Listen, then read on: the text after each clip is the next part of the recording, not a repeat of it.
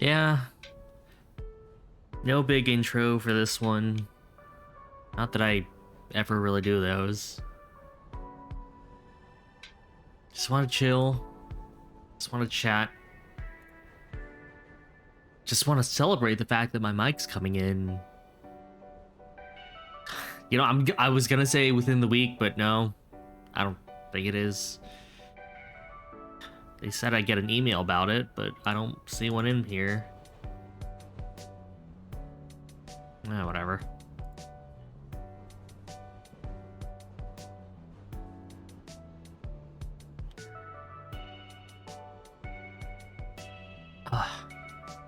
How's everyone been up to? How's everyone doing?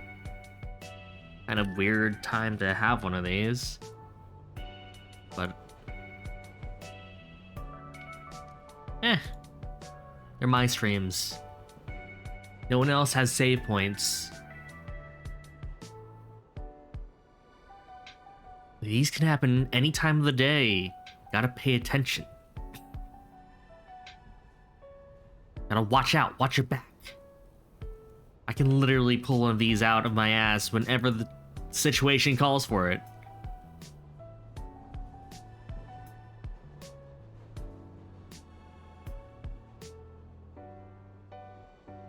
Yeah, it's gonna be a bit more of a chill stream today. I wanted to play some Monster Hunter, but I get really yelly and excited during Monster Hunter, so maybe not the best thing to be doing this late at night. But hey, that's not gonna stop me from streaming.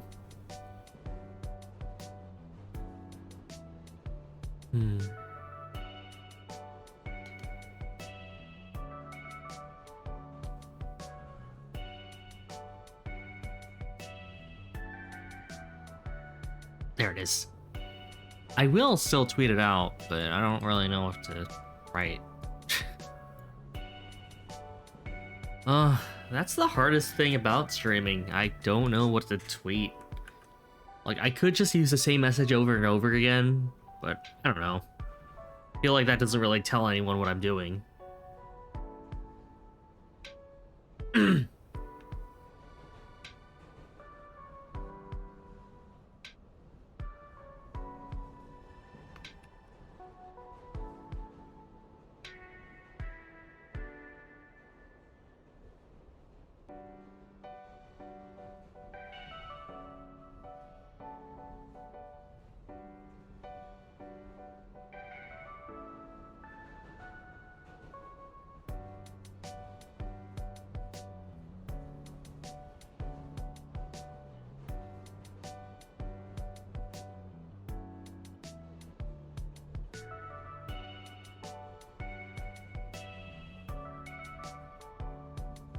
Am I gonna regret this? He says before every one of his streams. Who knows? To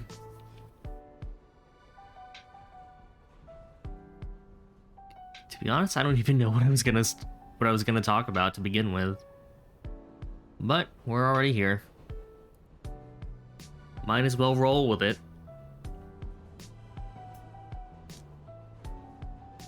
Oh, is it actually Hu Tao's birthday? Uh-oh. Why are my eyes really small? Hold on.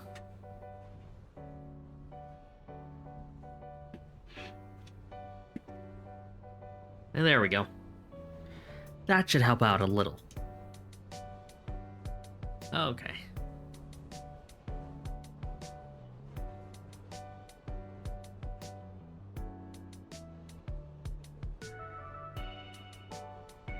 Yeah, I don't know what I was gonna talk with. What a good start for a talking stream.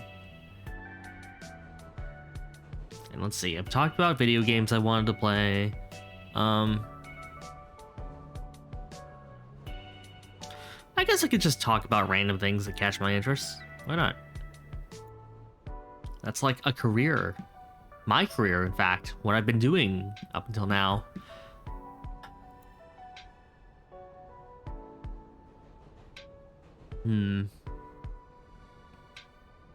So, in case anyone saw it on Twitter, uh, using a new oven is weird and scary. My family's kind of really anxious. It's just kind of who we are, and I recognize it nowadays as kind of a big problem. And I try my best to not get super into it as well. But, you know, it happens from time to time. You take a pizza out of the oven, and then the oven still makes noises for like an hour afterward. And you're just wondering, like, what's going on? Is this something I have to be scared about? Am I gonna die because I left the oven on? What happens from here on out? I know, it just turns out that exhaust fans exist, and I've never really heard about them to begin with.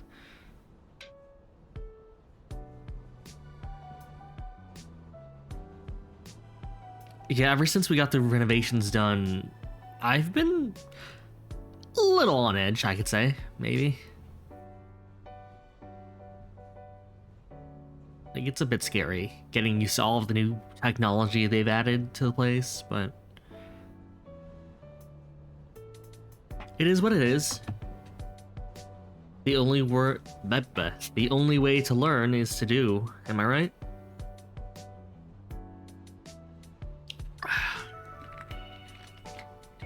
Yeah. That was a really weird, bitter drink. I don't know if I like that. I don't know if I liked it at all.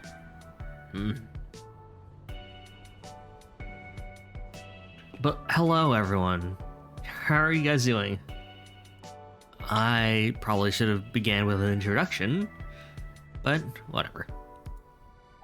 I'm Soren Caster, bouncer of the Crimson Sacrifice, and overall vibe enjoyer. How's everyone's night?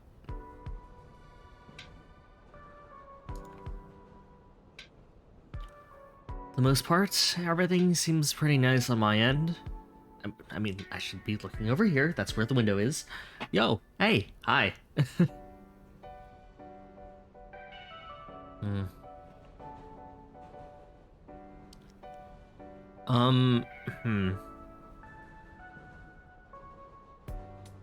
What can I talk about?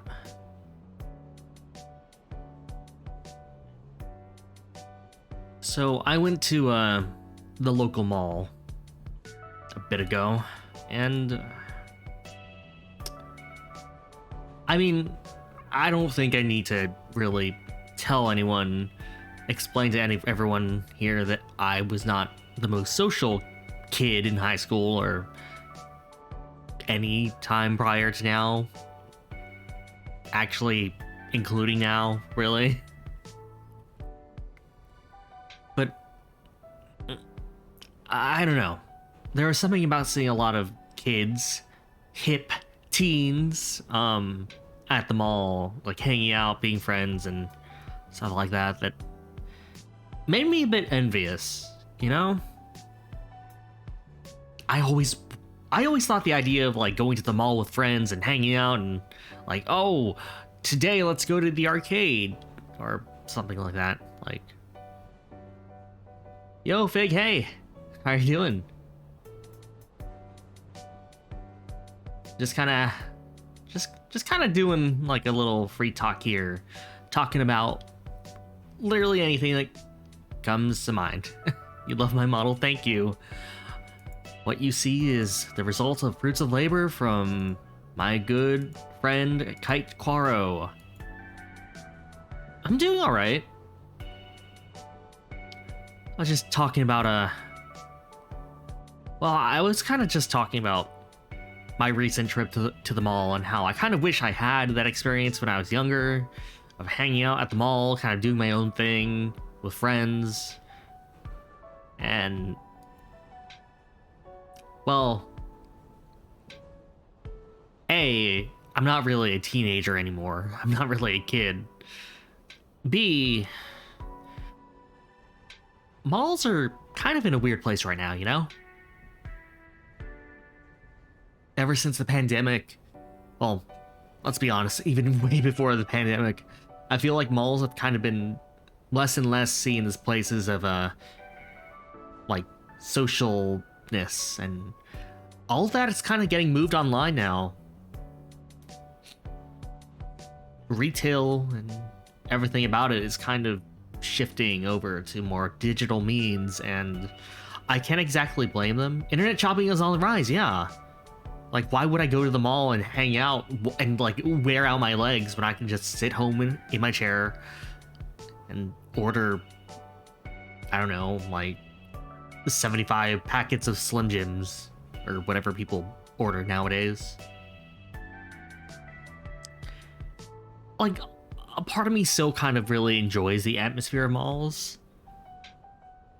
I'm someone who really likes to people watch, and I don't mean that in a weird way. I just kind of find it really, like, comforting being surrounded by other people who are just going about their day. Like, I've been to theme parks before, and my family would always get mad because I would never want to ride any of the rides. I would just like to sit down and bask in the atmosphere.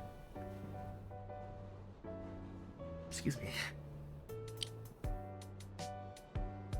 But that's understandable. Thank you.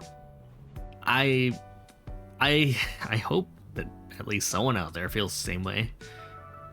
But yeah, I don't know.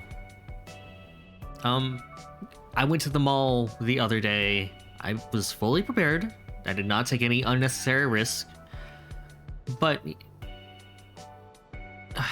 I don't know. It felt nice. It felt like, you know, like seeing people, families walk down the hallways, or is that what they're called? It's just a mall. But, you know, seeing families like happily shopping together, walking down, like kids from the local area who are like, you know, probably in high school and hanging out, and like, yes, the interactions between youth. That sounds really weird. But you know what I mean. Like, the food court is always, things are getting back to normal again. Yeah, some semblance of normal, whatever that is. It was, I don't know. Sometimes I wonder what would my life be like if I actually hung out at the mall when I was a young lad. Probably would have been exactly the same. Let's be honest. But I don't know. I wish I was a bit more social growing up. I wish I was a bit more adventurous. As adventurous as going to the mall is, but, you know. No one's judging.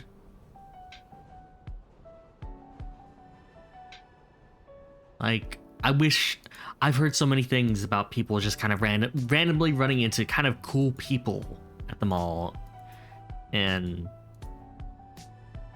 I wish I had that chance. I used to walk home from school a bunch of times with friends. And the fact that that's probably the most adventurous thing I've ever done in my life, well, okay, that's not really there. You'll find my niche of friends. Don't worry. Yeah. Here's hoping.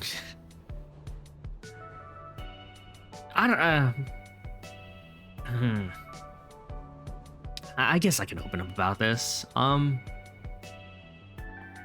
Like, you know, I have a little bit of friends. A few friends. People who have considered me friends. But yeah, it's not really a lot of people.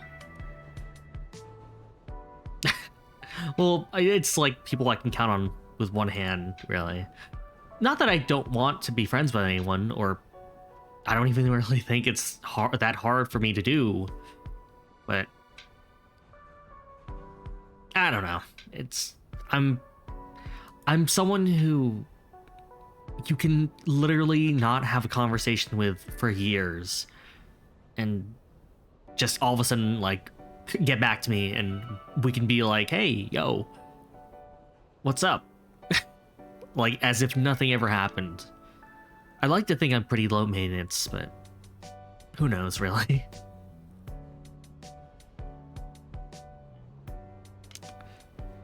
It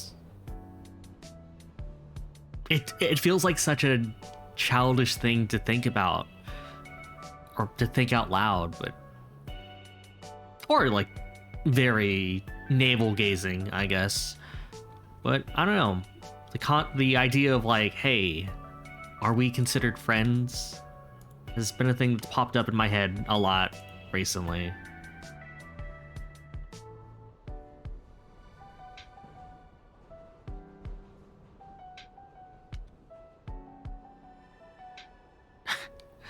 Ah, that sounds really sad. Like, it's alright. Thanks. I think it's because I don't really know what that means anymore, to be quite frank. It's been a long time since I've made like a new friend. Everyone has those thoughts. I think it's one of those things, right? Where people say stuff like that, right? Like everyone understands. Everyone's been there. But I feel like seldom do people actually talk about it. At least like out loud in a weird public space like this. I'm streaming online.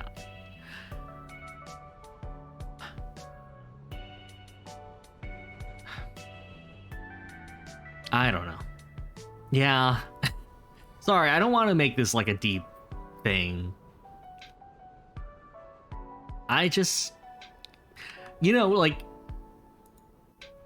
okay, this is a really, really sad thing to say, but I used to play a lot of online games, right? MMOs, and I feel like I would meet random people in those games, and then, I would know when I befriended them, when I'd be their friend, because they would add me as a friend on their friends list, and then we'd be talking a bit more and more, and obviously things go from there, and it's like a thing that has a clear indication of when we are comfortable with each other, right? It's your stream. Nothing wrong with being honest. I appreciate that, Fig. Just a bit of a weird stream to first hop in on.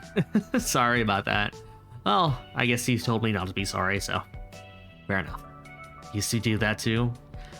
Yeah, I had a few friends in school, obviously, but I feel like when I look back on it, those people were more like, we're just friends because we are cooped up in a room together for most of the day. For you, it was Call of Duty Mobile? Oh, wow. That's okay. So I don't mean to throw shade or anything. I think whenever I hear about like the various communities in which people made friends, it always amazes me because I never really thought of those like as social. I used to play the game Spore when I was younger, and I thought it was a fun little universe simulator. Simulator, excuse me. But it turns out there's a really big there was a really big community for that, where people, like, I've seen stories of people meeting their significant others on that game, and it's like, what? How? That's like a single player game. Like, your only real interaction with other people are like creating creatures. So whenever I hear about someone talking about their little pocket of the internet or of video games and how they met their friends on there, it always takes me by surprise. I didn't really think of Call of Duty as a Call of Duty Mobile as a place where I would meet people. But if you say so, I must be wrong.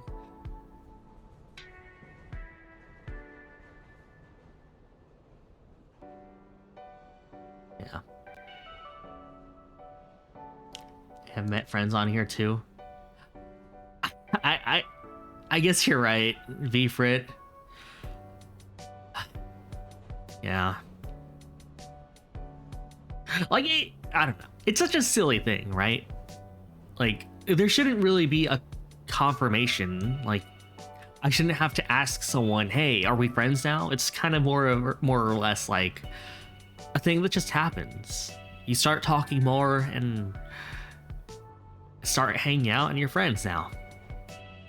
But I guess part of me still likes the idea of that confirmation. Makes it a bit less of a slow transition and more of a acknowledgement of, hey, you're pretty cool.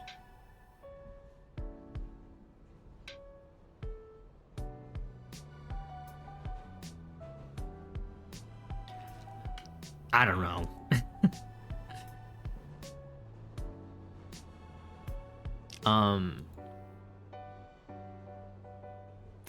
Yeah, because I think about how I've met my current friends, and I honestly can't remember. It's been so long, or it was just so natural that I never really even considered it a thing.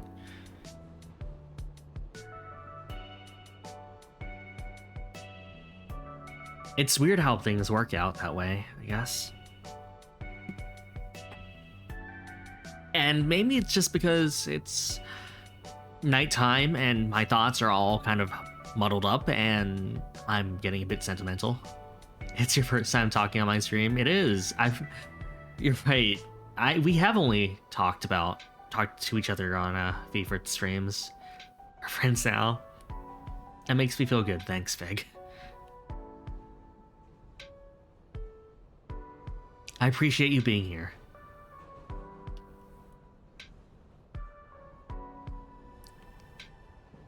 I guess that's just kind of been on my mind lately. I've met a lot of other streamers from all sorts of circles. And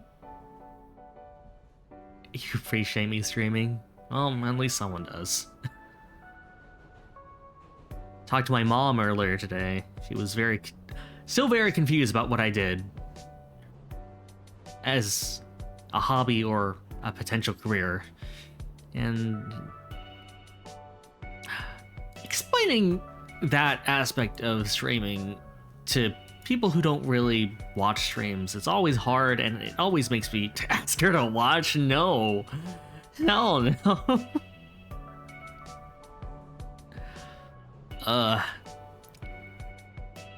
I'm more open here than I am at home, if we're being honest.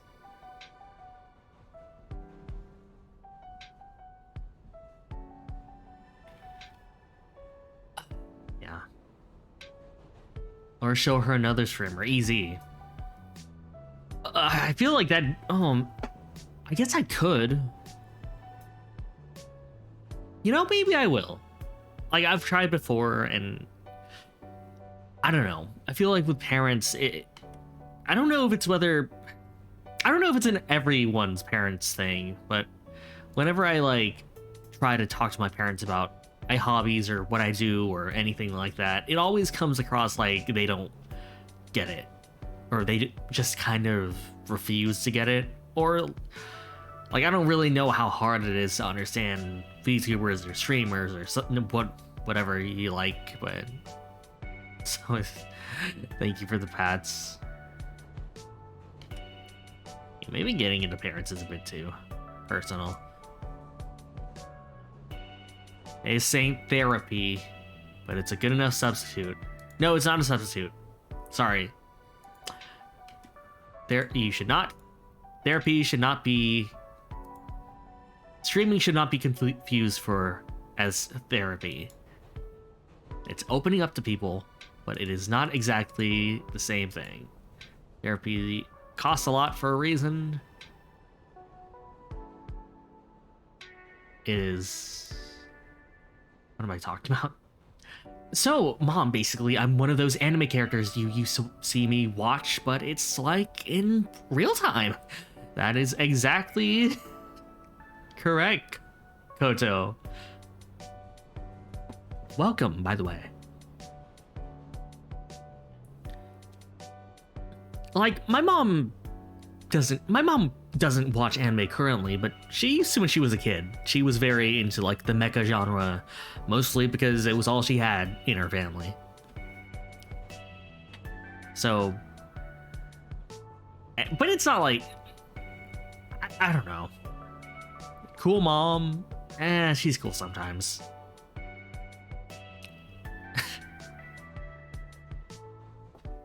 Yeah, I don't know. But how are you guys doing, Fig, Koto? For reference, these are save points, my own little versions of free talks, and well, they're really a way to just wrap up the week. That wasn't their intended purpose, but it just kind of ended up being that way. I usually do these on Fridays now. By sheer coincidence. You're doing good? That's good. Doing alright? Alright then. Well, we can just chill. Hear me talk about my life, or your lives, if you want to volunteer for it.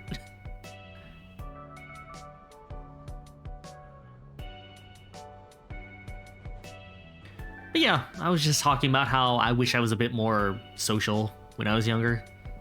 A bit more willing to hang out with friends. Maybe break a few curfews, I don't know.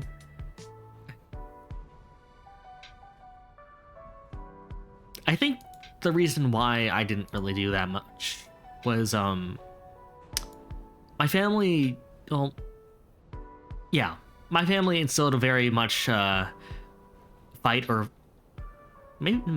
flight isn't really the right words, but what would be the better term? Self-preservation? They instilled a very heightened sense of self-preservation in me when I was younger. Like, I would basically avoid doing anything that could potentially go south in some form or capacity. My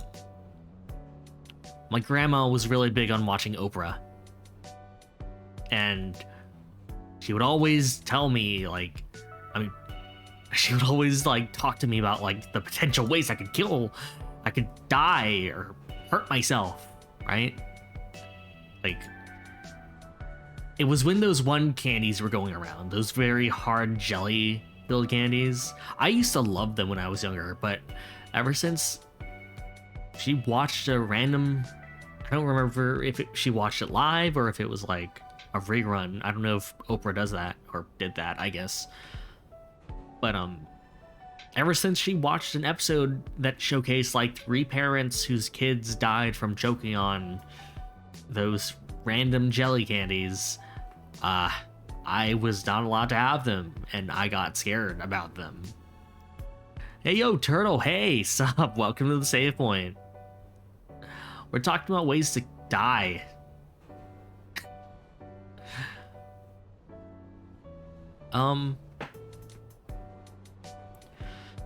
Actually, there was one kid, it was right after Halloween, who didn't show up for like a good month.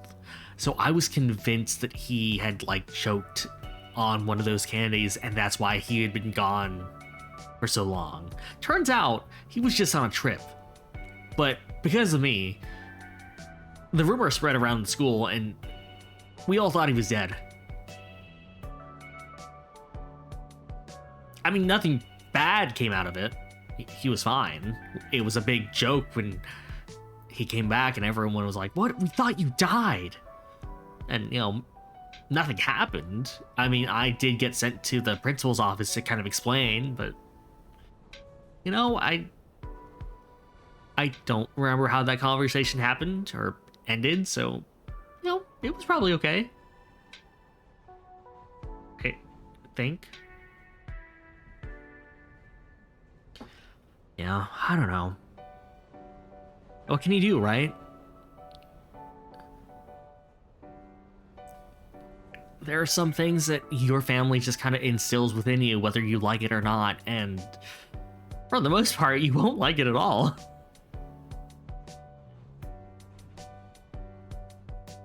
all we can really do is grow up from that and grow in defiance of that. Maybe. Sounds so childish when I put it that way. Maybe I'm going through my teenage rebellion now. Maybe that's what's happening. No, Mom, you don't understand.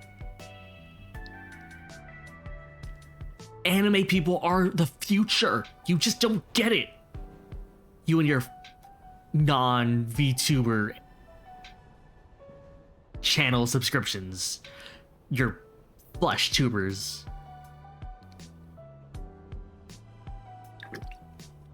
Oh, welcome to the VIP club, Turtle.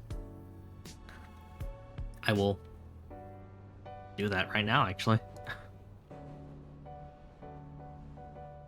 No, Mom, she's my wife. You just don't understand.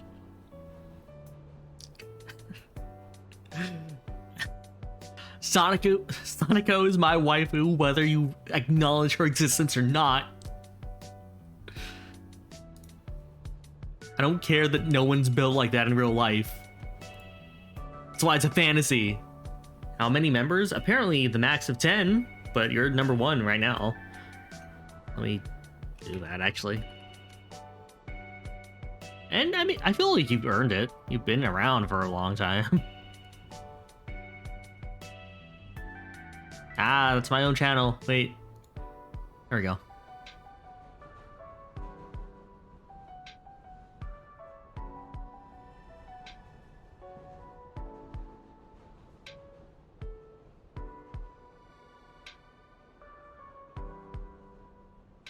Sorry, just let me do this a bit.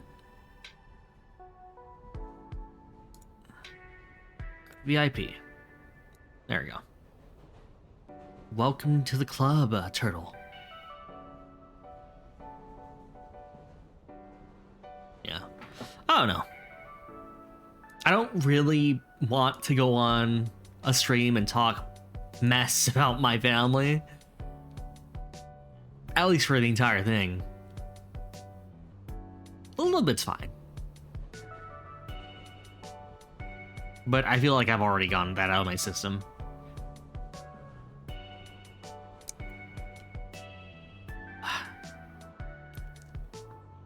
Like over and over again. They would give me weird advice that would just kind of backfire in its own way. When I was on a plane for the first time, they would get very like upset with me for being really scared and be like, you have a greater chance of dying in a car than you do on a plane. Well, thanks for that. Now I'm scared of cars. Didn't really think that one through, huh? That's why I'm on a train. Pretty good. Pretty safe. I've been here all my life. Well, all this stream. I'm not as sad as I'm making myself out to be, I swear.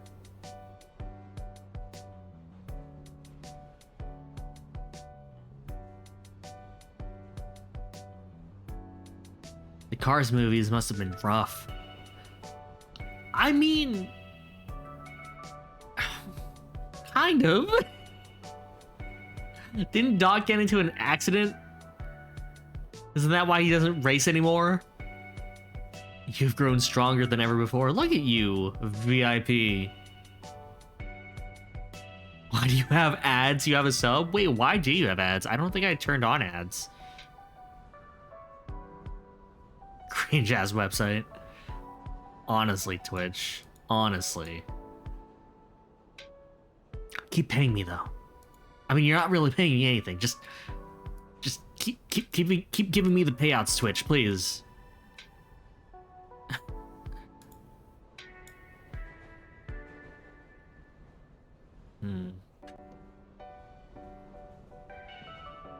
Yeah.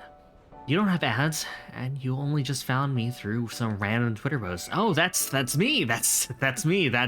I'm the random Twitter post. Hello. Only gonna hit the $50.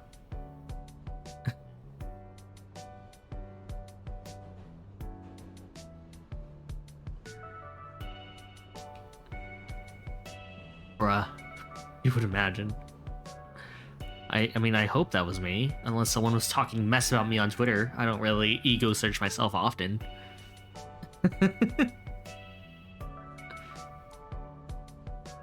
Should I? I don't know. I feel like there are a bunch of other Sorens in the VTuber community. The chances of me getting myself are pretty low.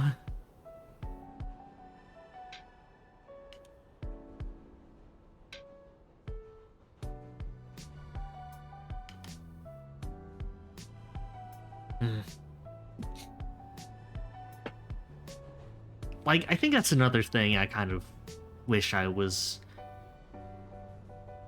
more active about when I was younger. Getting into my hobbies. I'm the first Soren VTuber you've met. Might pull up Magic of the Gathering before any VTuber searching that. Is there a Soren in Magic? I never played Magic. You've met two. There you go. Proof that Sorens are a dime a dozen.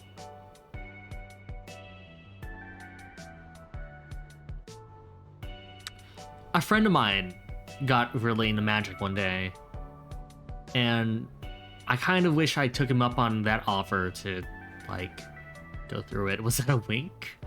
I don't know what you're talking about.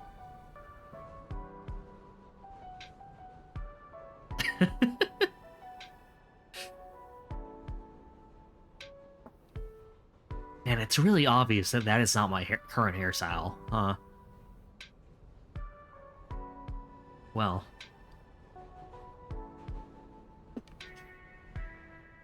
But yeah, welcome to the stream. I'm Soren Caster. I say I'm a bouncer, but it doesn't really come across that way with the games and the atmosphere I'm kind of giving off, huh? I don't know. I thought when I got into this, I'd be way into fighting games, actually. Playing fighting games, trying to learn them.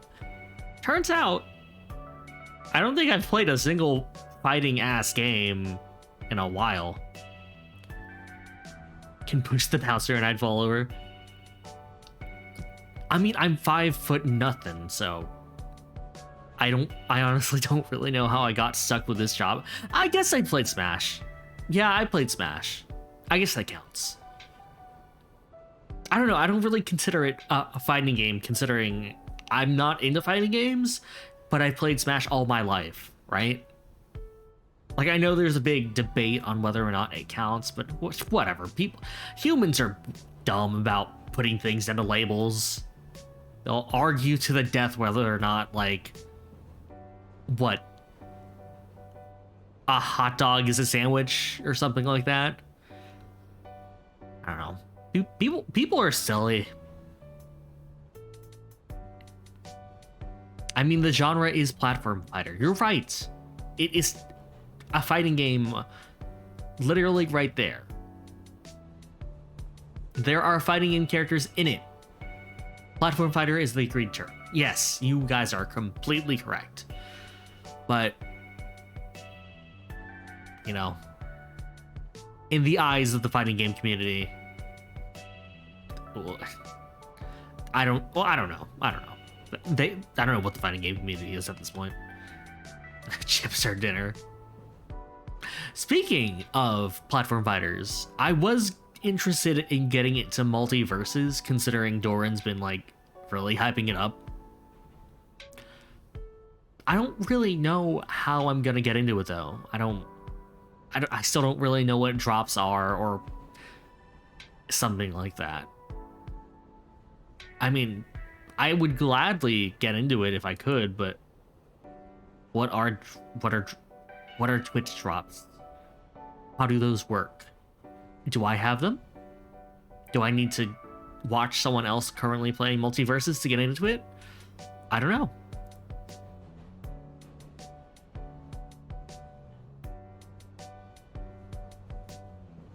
You're kind of glad the term platform fighter took hold instead of Smash-like or something like that.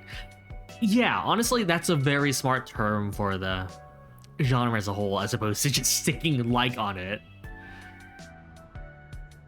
I'm sure a lot of people would have had problems with that, especially considering, especially the people making those games to begin with, right? Like, yeah, obviously we're making something that's like Smash Brothers. Obviously, clearly, we don't need it talked about every time we decide to develop a game like this.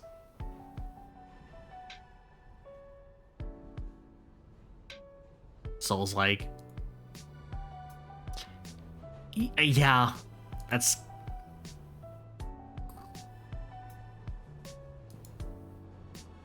Halo clones.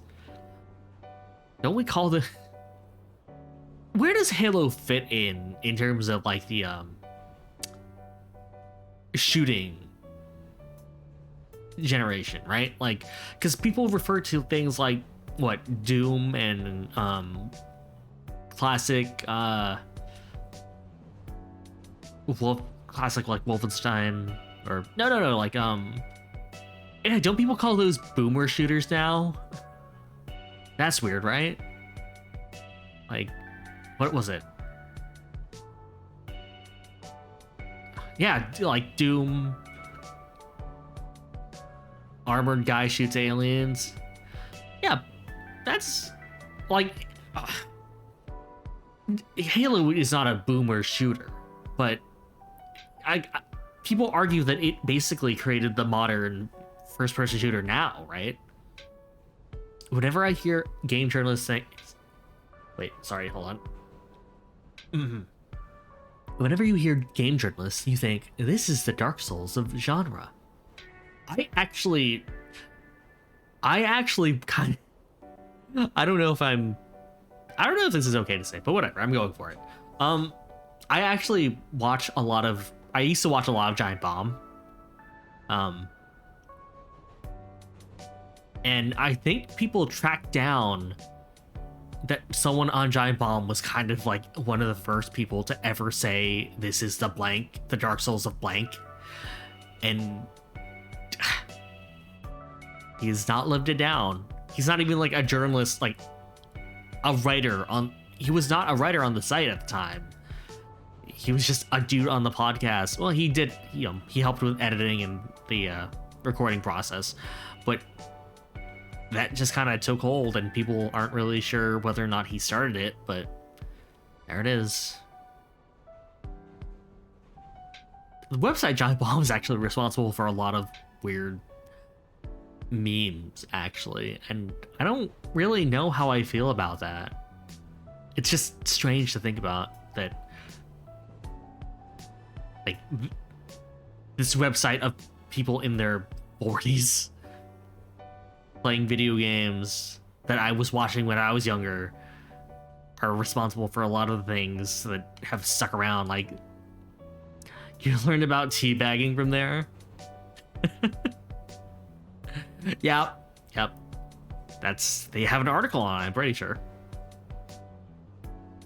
Like, the white guy blinking meme, the whole fad of people sticking things into, well, I should be a bit more specific, sticking Switch cartridges into their mouths and finding out how bad they taste. That was a Giant Bomb thing. I don't really have any proof, but I want to say that a lot of the Hi, I'm Daisy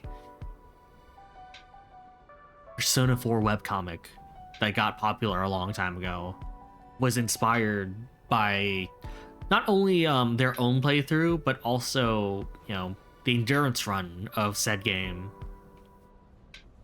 Or maybe people who play Persona 4 just make the same jokes, because that game, pretty hilarious at spots.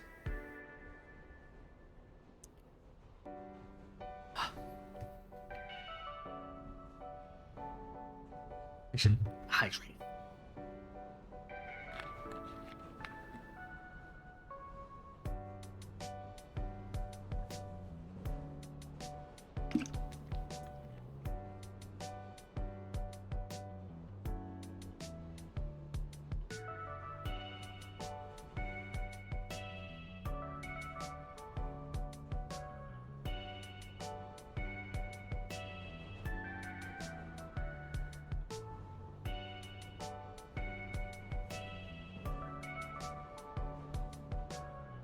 Anyway.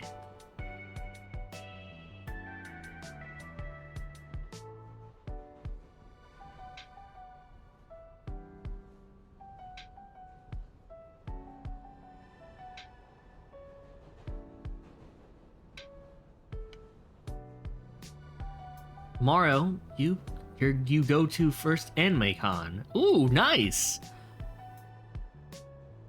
Conventions are rad. I won't lie. I've had nothing but fun times whenever I've gone to a convention. What's my experience with anime cons? Ignore the R. I used to go. Well, I've gone multiple times. One with family and several more times with friends. And I mean, I was talking about it earlier in the stream. I don't really do anything at big events like that. Like, I go to amusement parks and I just kind of people watch as opposed to getting on the rides. I go to malls and I don't really end up buying most things. I just like soaking up the atmosphere. But with anime conventions, I went with friends, and for the most part, it was fun just to be around people who like the same things I like. Like, I haven't gone to a convention since the big VTuber boom, really. And which is a shame, because I feel like they have more of a presence now than ever.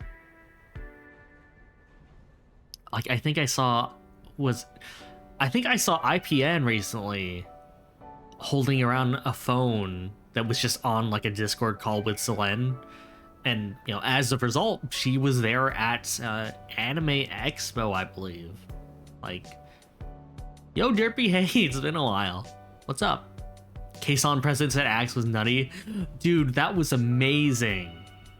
Like, I said it before, but I'm really happy for Kason. She definitely deserves, like, everything she's getting right now. You're well, just a bit tired. Well, now's a good time to sit back and relax, Derpy. Just hang in there. It's a long ride. But yeah, like, seeing Kason actually there and interacting with people, that seemed really fun. She seems like a nice person. And I wish her nothing but the best, especially with everything she's gone through.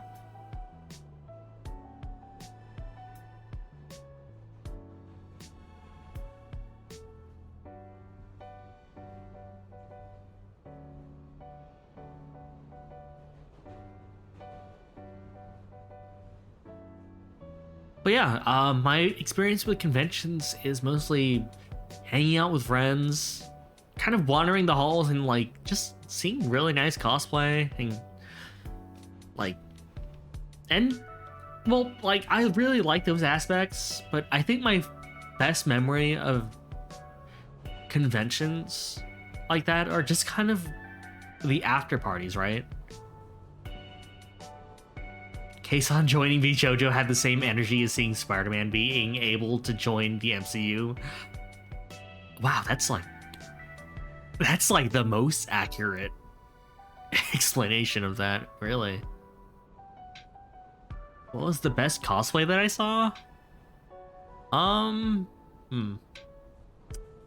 get really excited whenever I see a Gundam cosplay, and not like a Federation outfit or like a Xeon outfit. I mean, straight up, I am dressed up as a Zaku, and you're just gonna have to deal with it. Like, whenever people pull off like the really big, bulky mecha designs, I'm always impressed.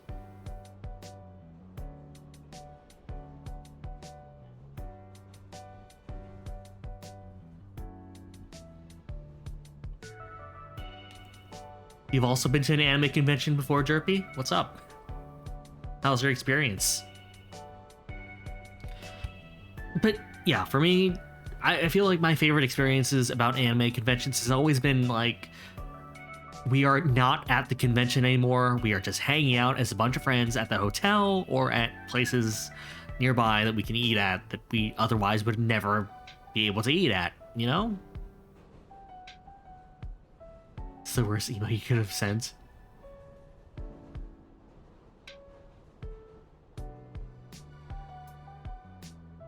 Went to a con where you saw a functioning Dino Mech costume from Zoids. I think I might have seen the same one, actually.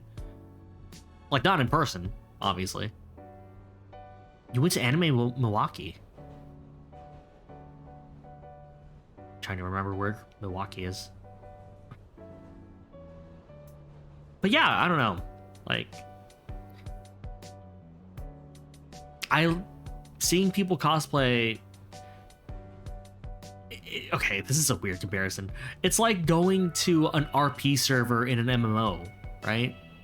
Like, especially if you're into that kind of stuff. Where, like, I myself might not have the like, I myself might not be into like roleplay, or in this case like cosplay. Not for lack of trying, mind you, but it just never ended up going that way. But it's cool to see everyone around me indulge in their own like interests as so openly and so at ease. That was Anime Boston a few years back. Never been to Anime Boston, so I must have seen it online. But yeah, I don't know. I like seeing people comfortable with their own interests to the point of just hanging out. Walking around in public wearing costumes that most people in the public would not understand the reference to, but in this small little building, well, small, big, depends. In this building, everyone knows who you are.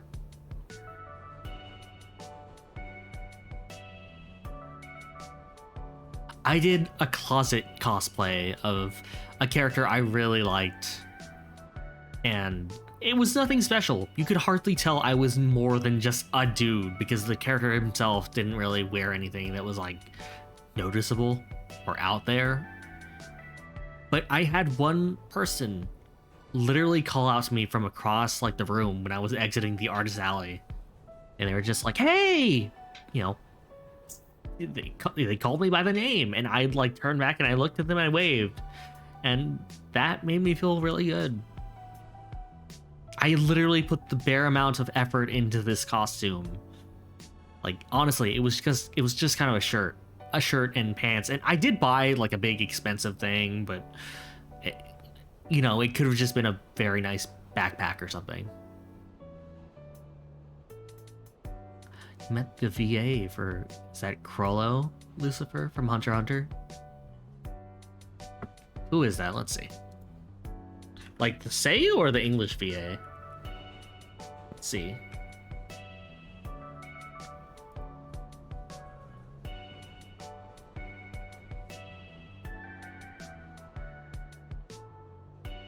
The character I dressed up as? I dressed up as Leonardo Watch from Blood Blockade Battlefront or Kekai Sensen. Again, it was just kind of a closet thing, and no one took pictures of me because who knew who I was cosplaying as? No one. But, I just needed one person. Oh, Robbie Damon! Robbie Damon's nice. Cool guy, I think. Saray from Tales of Zestiria, as well as, Akechi.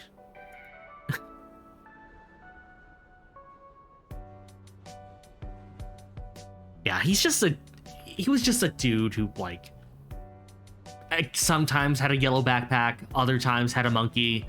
I only had the yellow backpack. Unfortunately, I did not spend the money on a monkey plush, which probably would have been a bit more recognizable.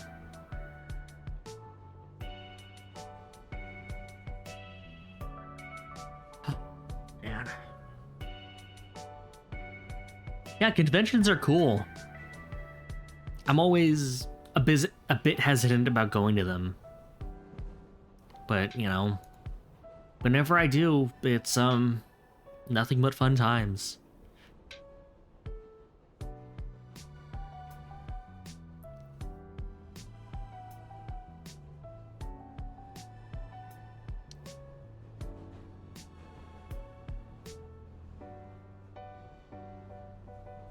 Hmm. Ah.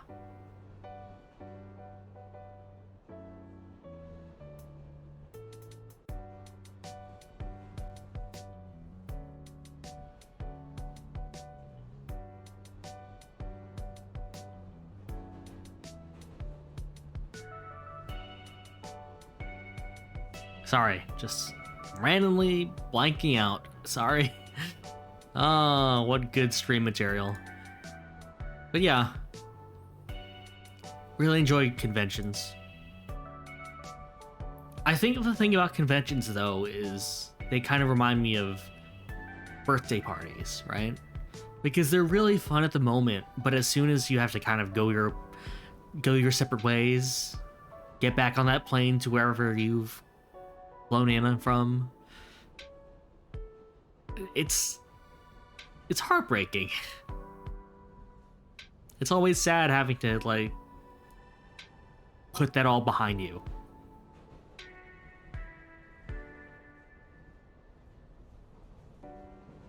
Like, I remember one time me and my family went to a convention. I hung out with my friends, kind of split off from my family. My family did their own thing. They went to the convention too. They had tickets, but you know, they kind of did their own thing, whereas I did my own thing. And you know, after the convention, I was just kind of a complete mess because I was the only one in the city at the time because all my friends had flown away at that point. Meanwhile, my family, you know, they have been doing their own thing for all this time. They're just like, well, let's explore the city. Let's explore more of it. And I'm just here like wallowing in my own self-pity of just like, I'm so sad and lonely. I don't want to go out. I don't want to have fun. I just want to lay in bed and cry or whatever. Man, I'm not really doing a good job of presenting myself as someone who isn't just constantly sad, huh?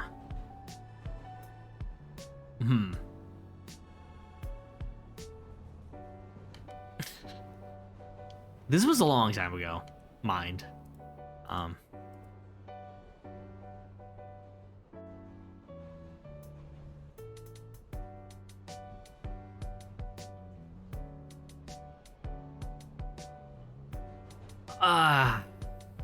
Yeah. I don't know. It's like you have something in front of you. Something that you wish you could have had a long time ago, of just people to talk to, people to indulge in your silly hobbies together.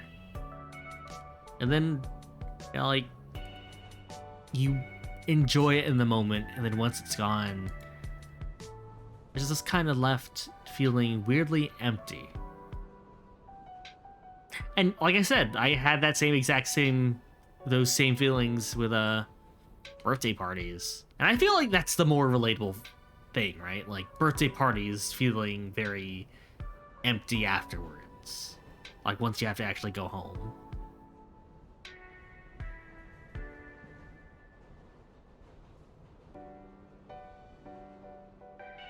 It's like a weird deflation.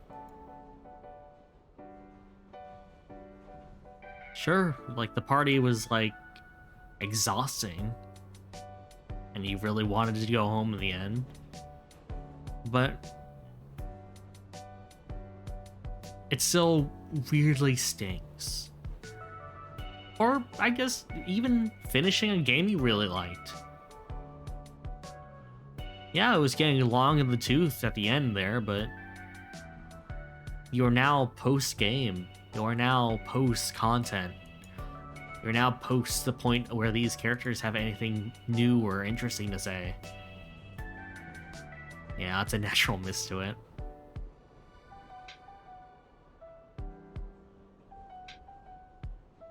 Yeah. I Maybe I am just naturally sad. I don't know.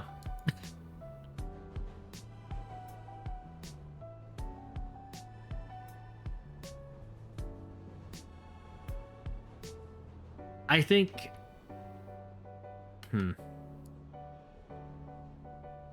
Like, it's a good sad, though, right? Like, I'm glad it happened. But it's just kind of... Yeah. Man, I'm talking around in circles here. Okay, well, let's do a bit of... Let's go a bit out there. I might have talked about this on stream before, but whatever. Let's talk about it again. I want to ask you guys a question. Like, seriously. Like, no joke. If you guys could redo your entire lives, literally from the point where you were born till now, would you? Like, honestly, I want to hear your opinions. No. Interesting. Why that Fig? Other than, like, that not being possible, obviously. But why do you say no? I'm interested. Like, is it because I said from birth? Like, if I moved it a few years, like maybe when you got into high school, would your answer still be no? Even a bit further. You are who you are today because of the stuff you've experienced. Yeah. Honestly, I couldn't have phrased it any way better. That's kind of my stance on it too. If that changes, you'd be a different person. I think I can relate to that.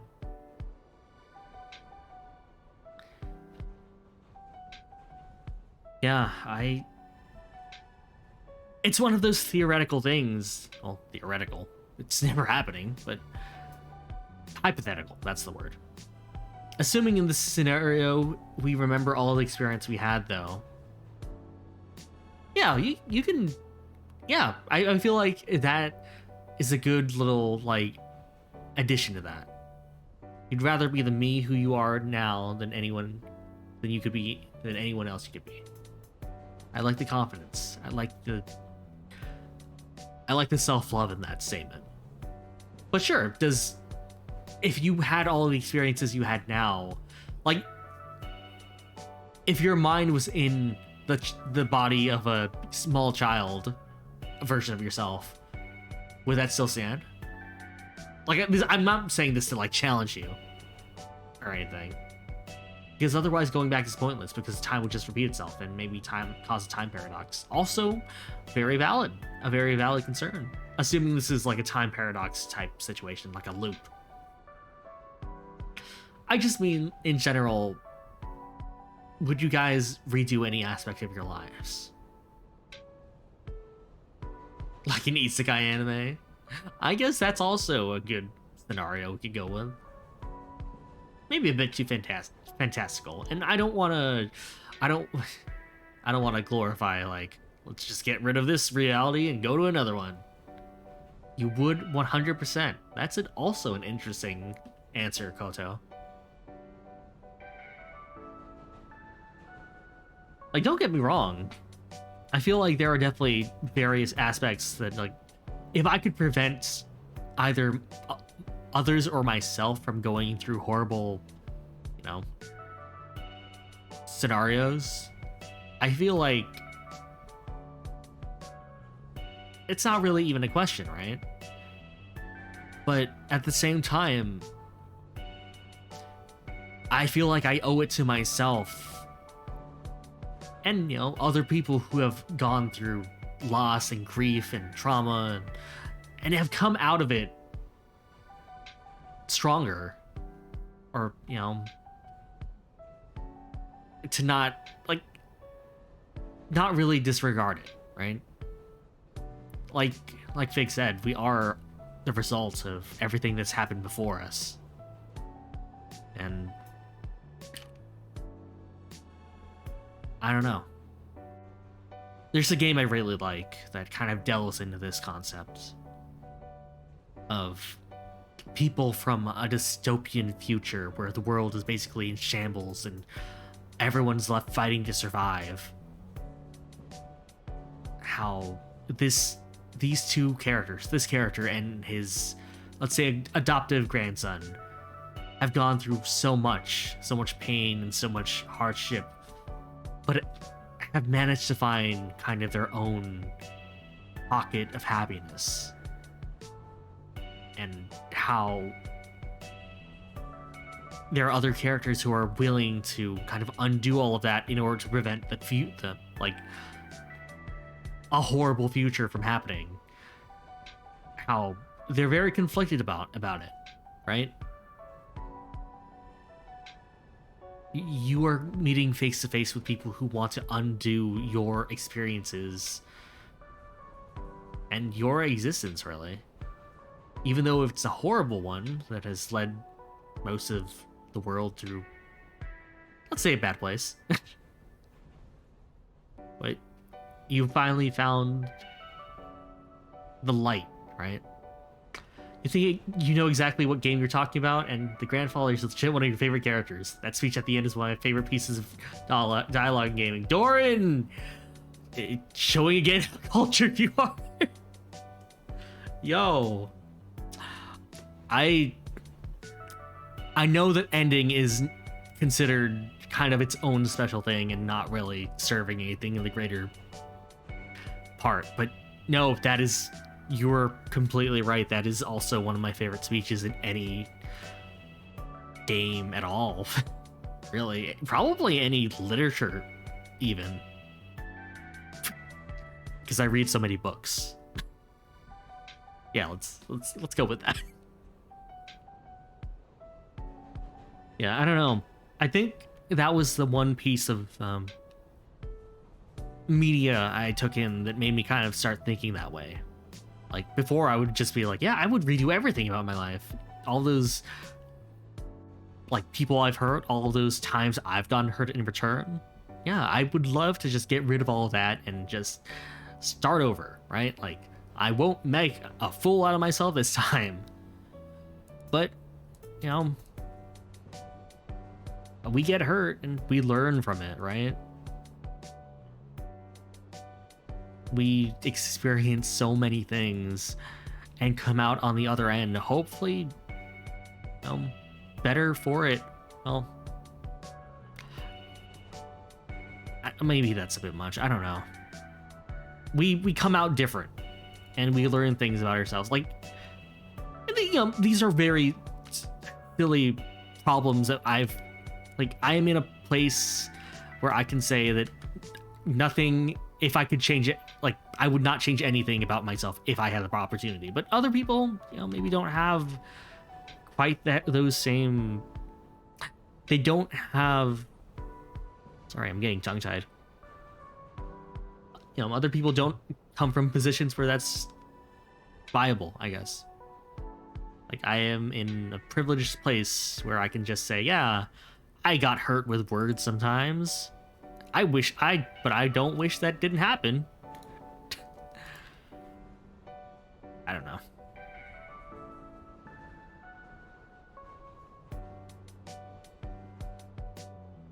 I don't know why I'm talking about this. I really don't, but it's on my mind, so anything goes. I'm sorry, Fig. I'm not as sad as I make myself out to be. I'm just thinking about things. It's late at night, the sun's gone down, my mind's going weird places. But also, welcome, Doran. Welcome to the stream. Just having a little free talk here.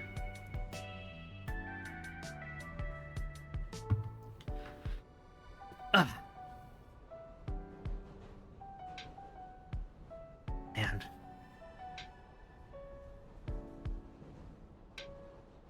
Happy to vibe with y'all while you inhale food. Inhale away.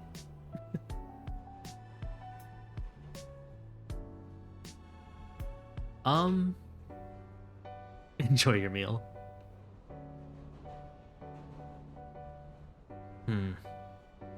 If you could change just enough, not anything too dramatic, you would. Maybe you buy Google stock. Okay, that is like the one thing that I might do if I... Yeah, money's money, right? Like, can't buy me happiness, but you know, it can get pretty damn close.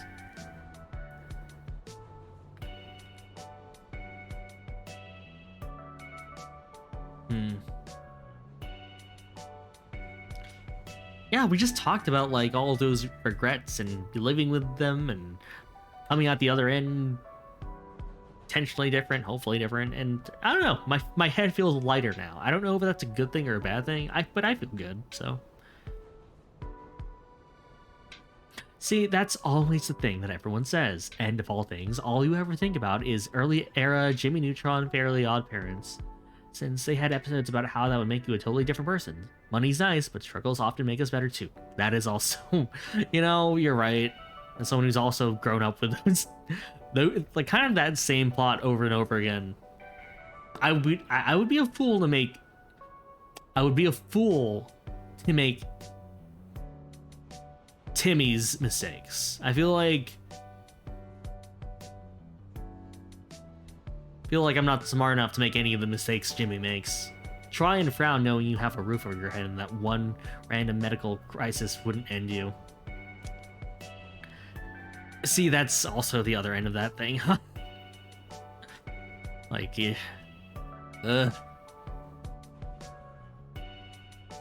Money's nice. Money's nice indeed. Struggles also changes as people as well.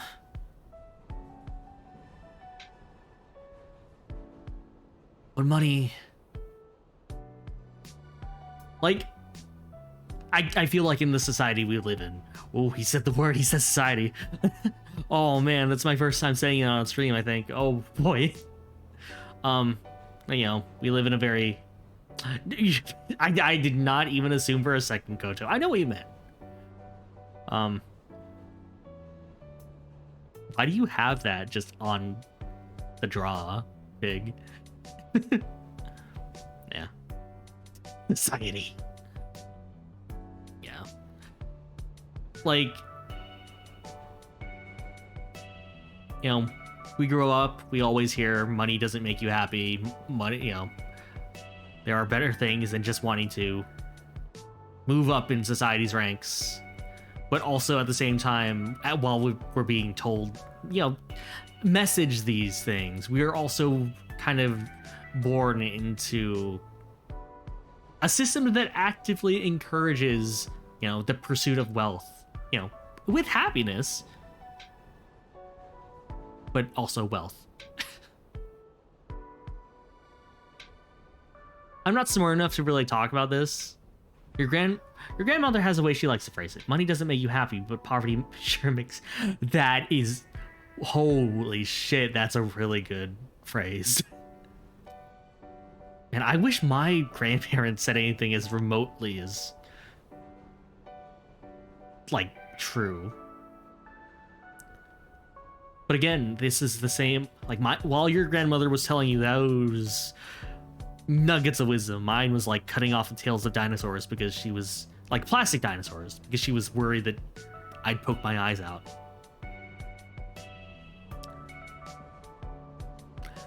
Which was also, you know, not to blame all of my problems. Speaking of society, you have your 9 to 5 in the morning, so you're gonna be off. I wish you well in being a productive member of society, Koto. Also, thank you for showing up. It means a lot, thank you. I hope you have a good one.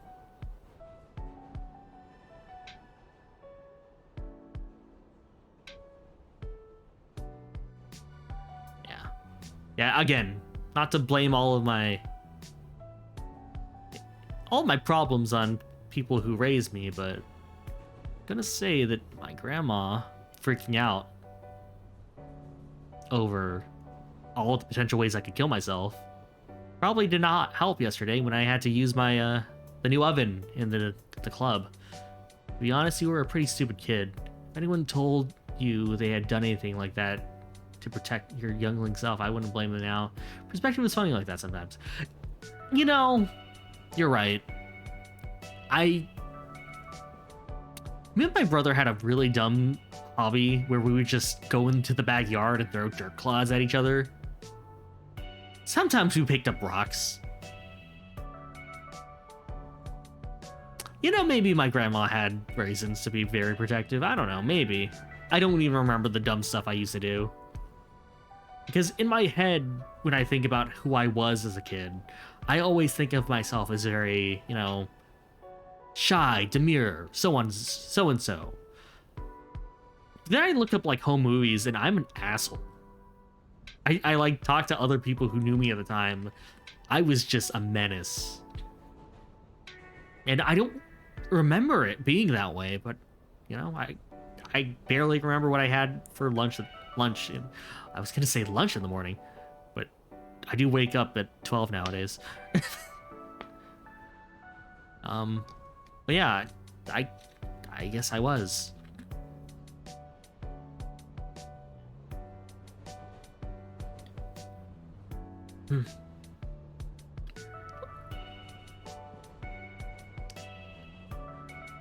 Like, it's so easy to grow up and think that, you know, all of your flaws are just kind of things that have rubbed off on you from other people, right? Like, you go to school, you have a bunch of bad influences, you see your parents do weird things, and then you end up as a result of all of those things combined because you just think it's okay. And I don't think that that's entirely incorrect. Like, I definitely picked up some bad habits from family, let me tell you. But at some point, I have to draw the line, right? Like, what is my own problem? And how can I work towards fixing that? You know, and even if I have inherited all these bad habits from, you know, past friends, past family, how can I make sure that I do not spread that to anyone else, right? I will break this rule real fast because I need to make an example. For a long time, this is not really even related, but I trust everyone here, and I more so trust their ability to not like super fixate on this like I used to. But it's kind of my line of thinking nowadays, right? Well, I'm grown up now, so those habits can be changed. I mean, that's the hope, huh, Fig? Gotta work on it. Gotta keep going at it. Anyway, the example. I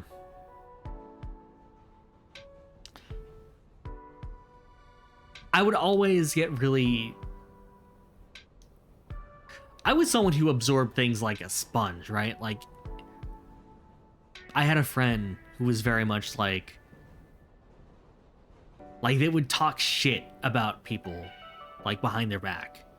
And this was a long time ago, by the way. And I would always think, oh, that's not cool. But then they would explain it to me, right? They would say, that's just kind of how adults becoming an adult. Well, I guess maybe this wasn't too long ago. I don't know anymore.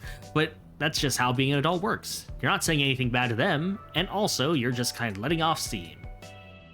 And I just kind of took that at face value, and I was just like, you know, you're right. You're not hurting anyone. You're talking, you know, you're talking about all those flaws to other people who aren't even involved. Well, no, they are involved, but whatever.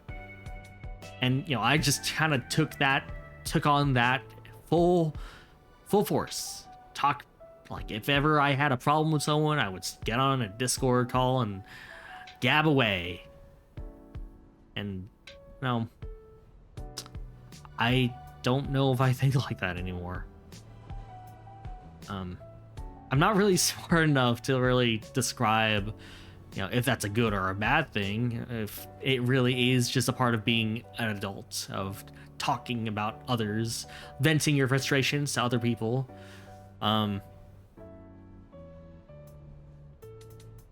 you know, without ever going to that person themselves. But I don't know.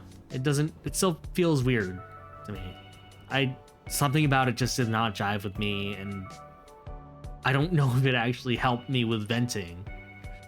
Like, I think to me it just seemed like I was ruining someone else's image of this person. And that brings me to my actual example of it's a dumb thing, and it was like a joke a long time ago. It's still a joke now, right? Like, you read this sentence and now you are suddenly aware of your own breathing. Part of me, like, those little things, those little scenarios in which you are reminding someone of something that should be natural, and now they get all like, oh god, now I'm aware that I'm breathing, now that I'm aware that my lungs, like, now I have to focus, otherwise I might forget. Like, I am someone who gets like that, right? Yeah, you're breathing manually, right? Like, I am someone who, if I hear something like that, I get really fixated on it, I guess. Like, is this being influenced? I guess it could be. I'm always afraid of doing that to someone else at this point. Like, suddenly because of something I've said, other people think it's okay, or it is not okay, or something like that. Most people do, don't worry. Okay. Oh my god, I'm not alone. Like, I would hate to be responsible for a change in someone's life like that. Like, if it persisted throughout. Like, if it's just a little joke, that's fine, but I don't know. Like, is me venting about all of these things happening just the same as what that person did and told me was okay? I in my mind, I separate it from that because you try to default to the big three questions. Still struggle sometimes, you admit, but right? I wait this answer. I wait these three questions. Yeah, I don't know.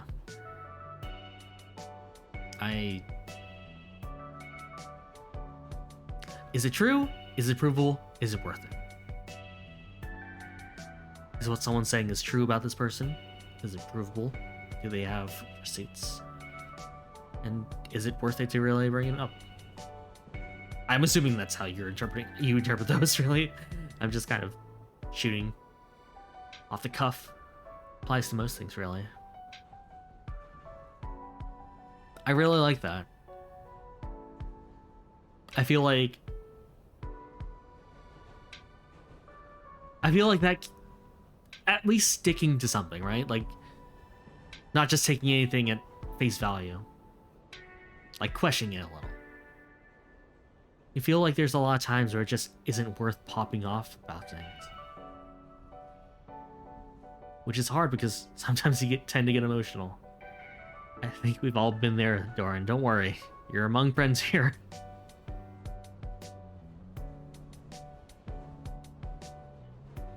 Yeah. I guess it's...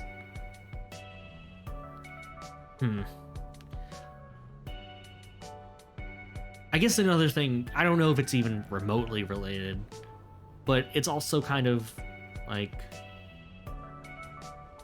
For me, whenever I've gotten into an argument like that, right? Like, kind of pushing against something, sometimes I don't know if, like, am I in the wrong, or... Hold on. Let me drink the rest of this bottle, and then I will formulate an actual coherent thought. 1 second.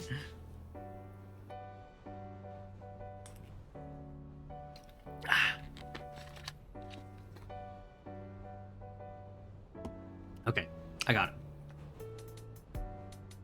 I think another thing is you get into for me at least, whenever I see people do something that I don't know if I agree with,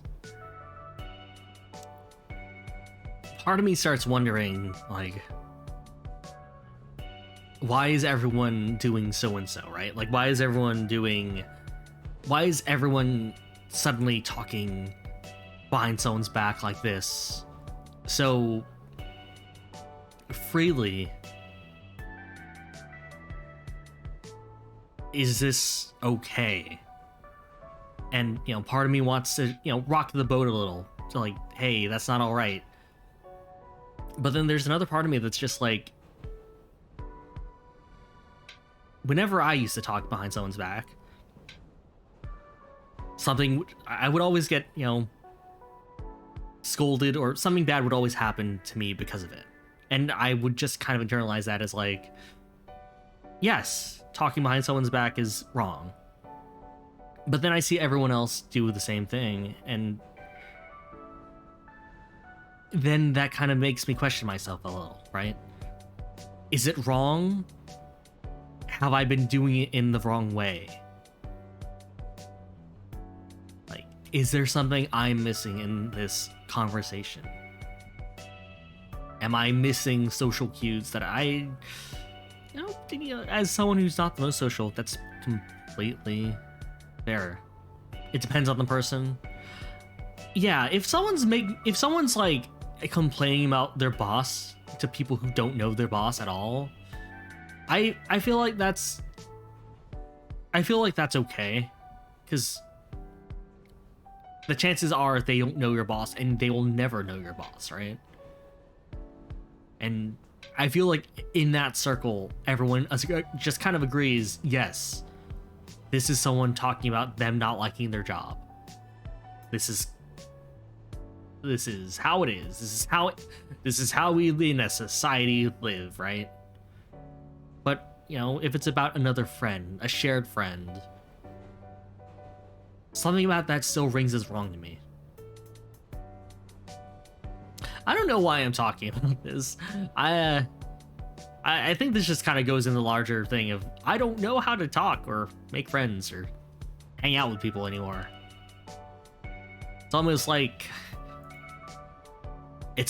there's a big global thing that happened that I can like point to as for why I don't socialize too much anymore, but that's a big excuse. Who am I kidding?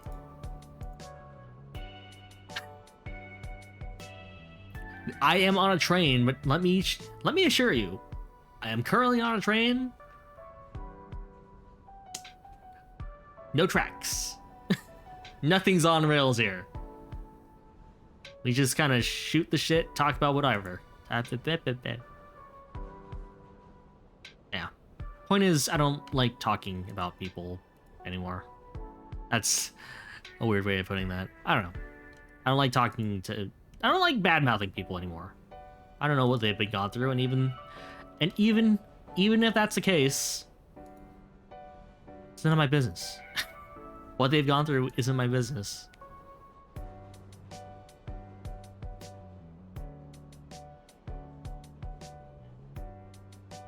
And it generally helps that What was that?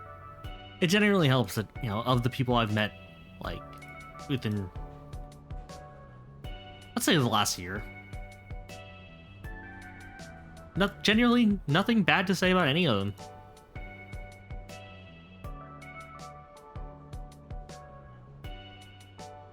Everyone's been really cool lately, and I'm happy that I'm not part of anything that could possibly go wrong. I don't know. This is like a weird thing to talk about.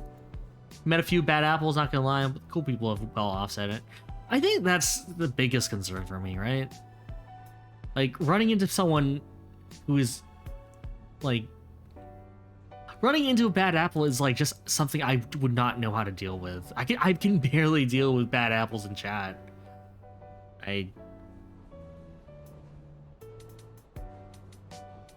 Not that we have any here, by the way.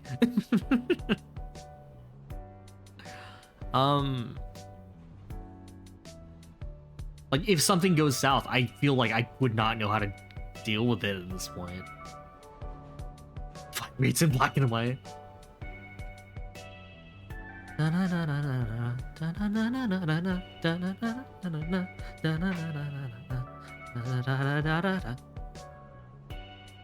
Sorry, I only really know the English lyrics to that one. Yeah, I don't know. Sorry, we're talking about... God, I don't even know what we're talking about. What can we talk about? What does anyone want to talk about that's maybe a bit less depressing? It can still be like a bit more hypothetical, a bit more philosophical, a bit more emotionally resonant. I mean, that's kind of what these streams are meant to be. Just save points for life. This is labeled a save point, right? What does it say down there? I think I hit the done button. I think I changed the name, but I'm not sure. Does it still say I'm playing Monster Hunter? Oh my god.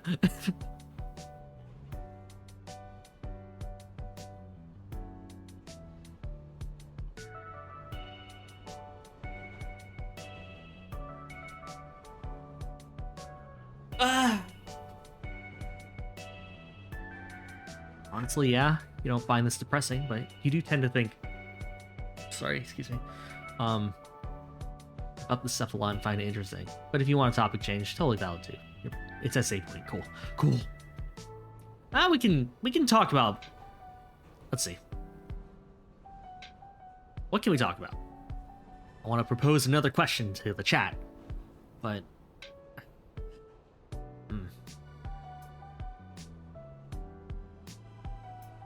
Okay, what about this? We can stay in the hypothetical scenarios, but maybe something a bit less denying your entire existence and more so coming to terms with it. Let's see. Okay, here's another thing I've always talked about or thought about. If you had the chance to meet a younger version of yourself, like let's say 10, 12, 14, like 8, like around that era, right? Where you're still kind of figuring out who you are. Well, more so than current times. Yo, hey, Octo, what's up? Oh, we're talking about weird philosophical things right now, so if you're okay with that, sit back, relax, and hang out. I was just bringing up the topic of if you could talk to a younger version of yourself. What do you think you would say, or what do you think their reaction would be to you?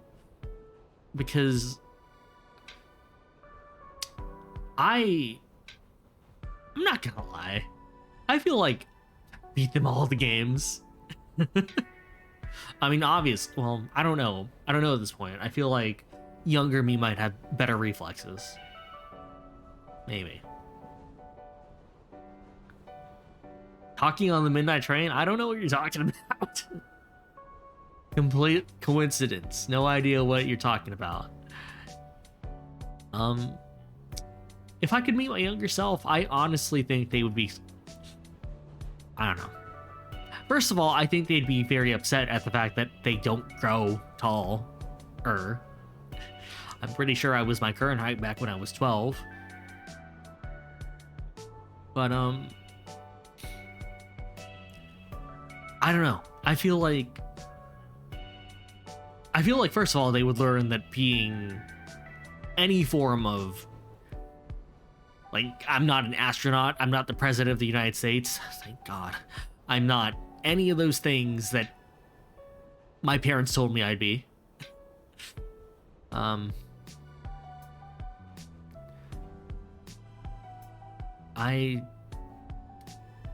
I think it'd be harder to explain, like, yeah, that passion you had for what you wanted to be when you grew up, that didn't exactly manifest in the way you thought, right? I think I mentioned I really wanted to be like an animator or get into animation when I was younger, to the point where I would, research terms on my own and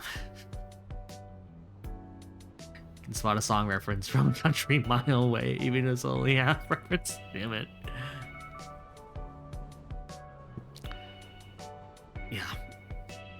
And it's not necessarily a bad thing that the future didn't really turn out how I wanted to. I just kind of changed course.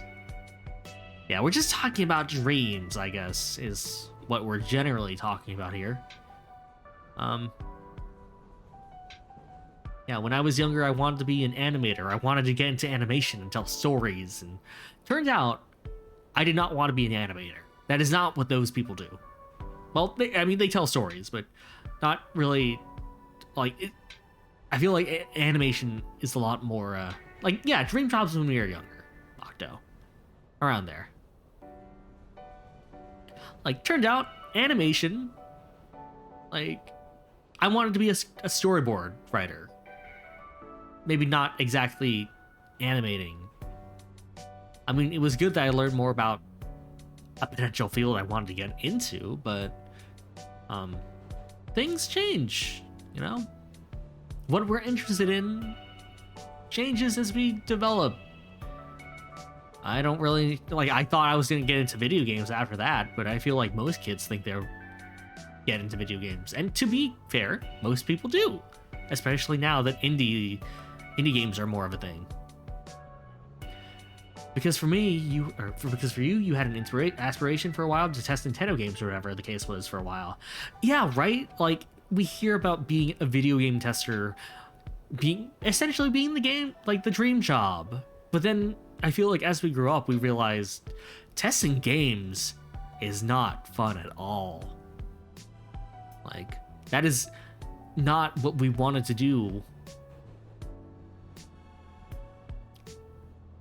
when we grew up, mistaking what they were when we were younger. You learn very early about QAL, so you never had that aspiration. Yeah, right? Like, oh my god, turns out game testers don't really play games so much as try to break them, and not even in the fun ways. They like spending hours running into walls in a video game to see if the geometry works, or you were like, you want to be a game tester. I want to be a game tester for Nintendo games. How foolish and even a bit naive you were growing up. Nothing wrong with that. I think that's just more of a thing of we don't really know what we want to be when we grow up, especially in terms of actual definitions of the job descriptions we are looking into. Like, I've been streaming for a year. Nothing major, really, in the grander scheme of things, and I still don't really know if I have a good handle of what I'm doing. But I feel more at home doing this than I do literally any other job. I think that would be a hard thing to explain to kid version of me. Yeah, you're gonna want to specialize in entertainment, because when you grow up, your biggest aspiration is becoming a successful streamer. What's a streamer? Okay, think of a Let's Player, but live. What's a Let's Play? How young are you? Yeah, I don't know. That's another really dumb thing. It's less philosophical and emotional and more just kind of like, all those talk shows you roll your eyes at? You basically do that, except you're a cartoon. No, don't. Oh my god, I am just Space Ghost. Not that that's a bad thing, but I've never really put the... Oh my god. Is that ant on the floor? Hold on.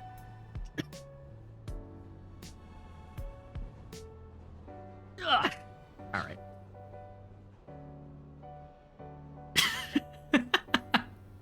Friend.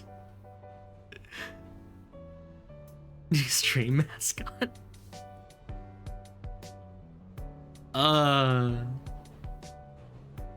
I'm sure there are plenty of ant VTubers who would. Oh, the sound quality is so good. Beeford, I still don't have my actual mic back. Wait, that's. Oh no. But yo, hey Vapor, what's up? How you been doing lately? Then it changed a couple years later on or so. Even around at your last year of high school onwards, after seeing a ton of really well animated source filmmaker clips, then you were like, "Yeah, I'd love to try that." I'll get back to that real fast, Octo, but I'm currently rocking a Yeti X actually, which if that's working better than my $200 Rode mic,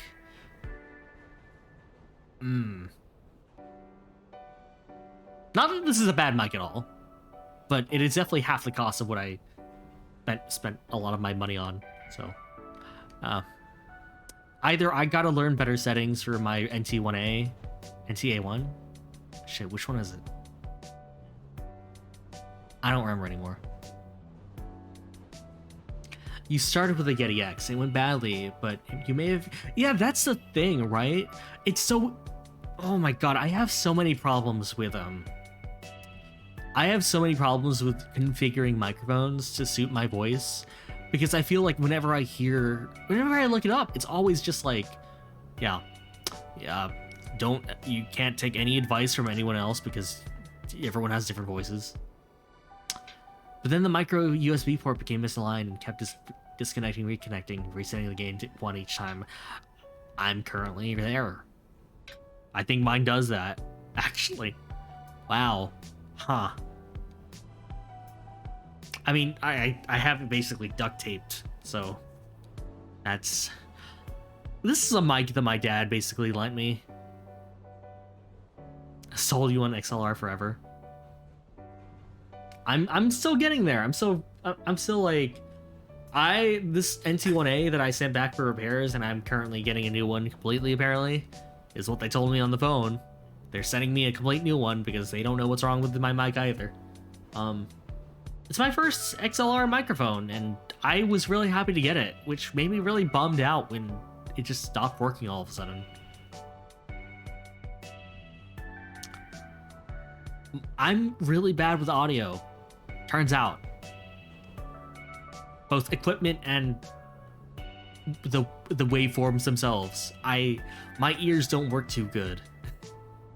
I can still hear the noise. What was that noise? What was that noise called? I don't remember. It was the thing that it was the thing that only kids could hear, but adults can't.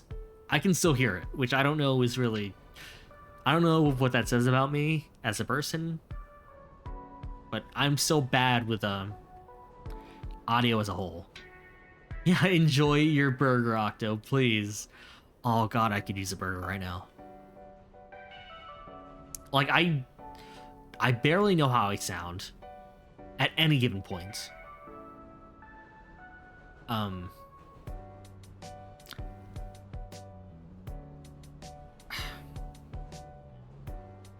don't know if I sound like I'm bad with audio. I don't think I've owned a pair of headphones more expensive than $40 at any given point. Not that you need headphones that are expensive to be successful or anything. I just mean, like, I've grown up with subpar audio equipment, and I don't really know how to interpret good audio from bad audio at this point. It's like alcohol for me. Yeah, I've had a few drinks. I don't really know what's good or not.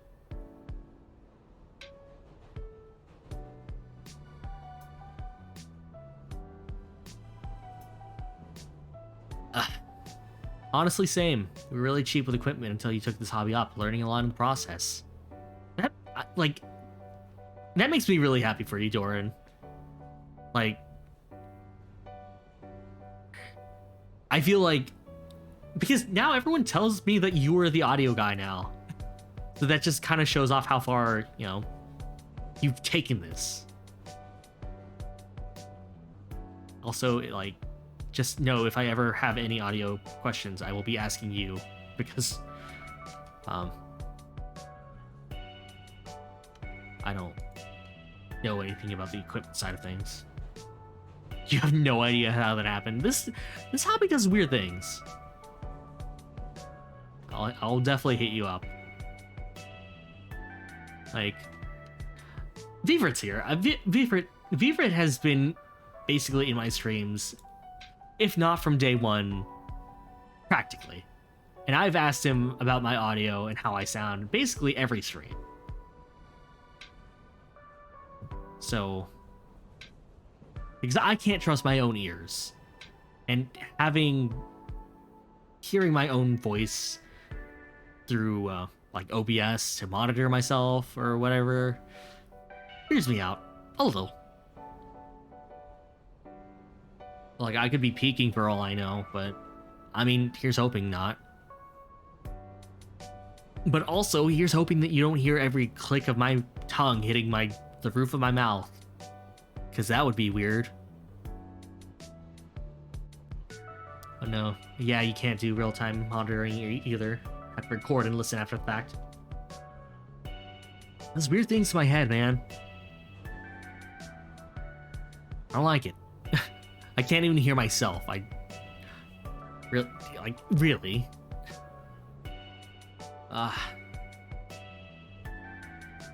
Okay.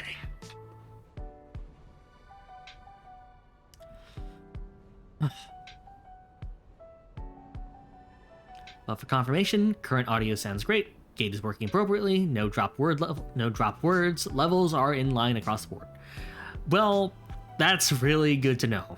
Here's hoping that when I transfer back to my my quote unquote good mic, I will remember to configure it appropriately. Oh, that's gonna be a pain.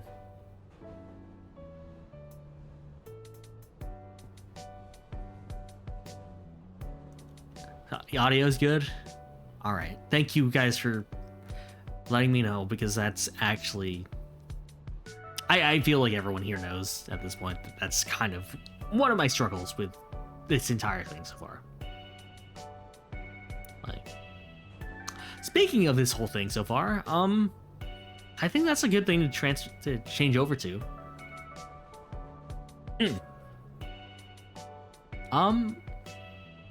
To those of you who are streamers, VTubers, or otherwise, I guess...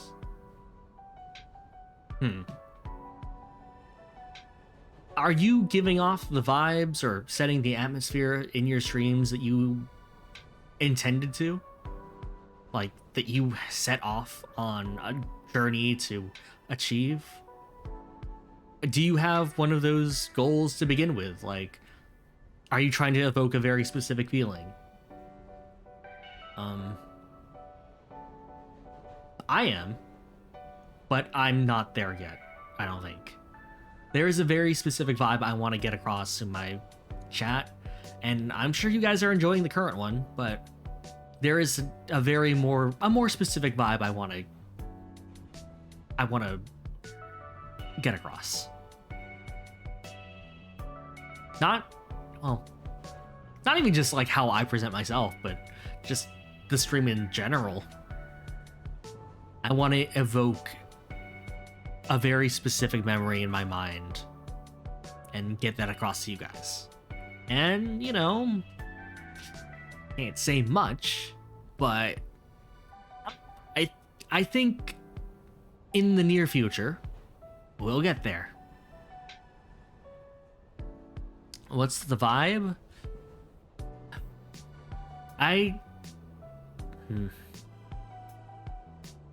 You tried to evoke a loony feeling, but you're too level-headed. Hey, look at you actually using your own sip emotes now. Keep a surprise. I can get a bit into it.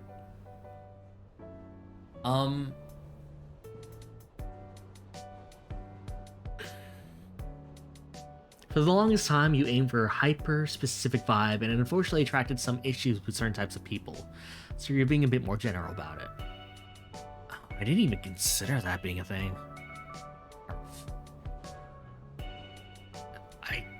You're right. I guess you try to aim towards people who have inspired you. I guess primarily Wooly versus and Max Suit.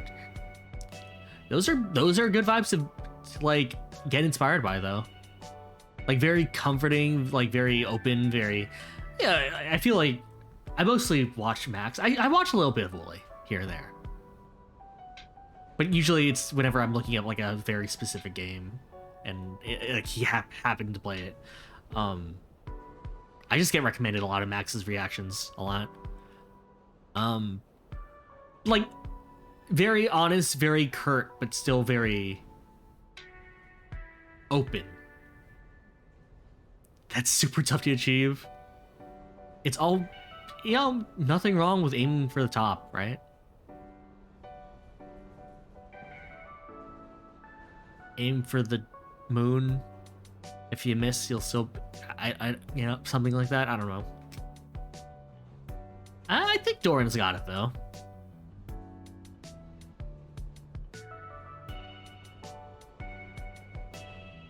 I feel like whenever we talk about games in your chat, it's always like, you know what we're talking about immediately, right? And not in like a, I feel like you bringing it up casually enough to the point where like you can also add to the conversation. I really appreciate that about your streams. I know that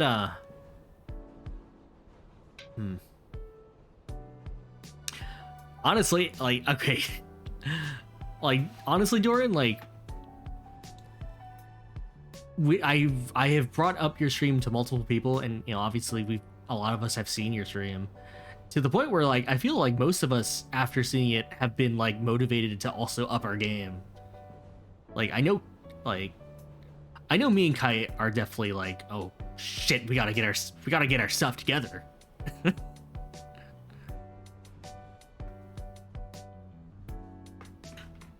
And I honestly think that's one of the best things about this indie community is we can just kind of learn from each other. Like, just kind of grow as a big group. That's funny to you because you're looking at some of your contemporaries and you're very much feeling the same. Thanks for that. No problem. Like, other people in the chat, obviously, we got Mashu, who is doing a lot of streaming lately. Well, I think they are. They live in Australia, so they've mentioned that too. That's open, but it's hard for me to catch their stream sometimes. Feefred's been doing some 3D modeling, which is honestly baffling to me because you are like the one VTuber I know who does that and actively uses it for their stream. I think I've talked enough about Rua. Not that that's possible. But, Rua recently hit 1,000 subs, I think.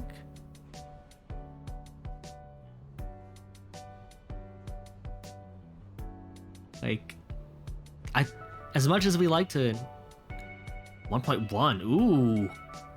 Nice. Like, as much as we like to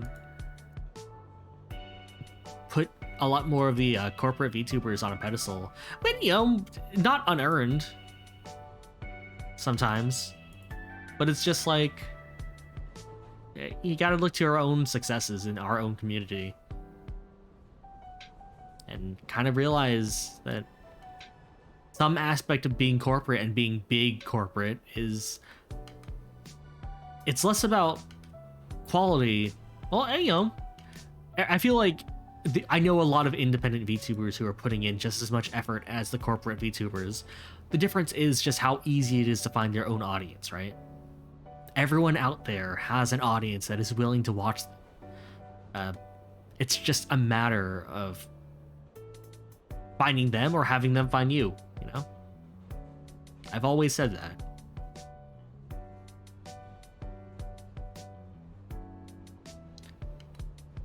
Obviously, hone your craft as much as you can.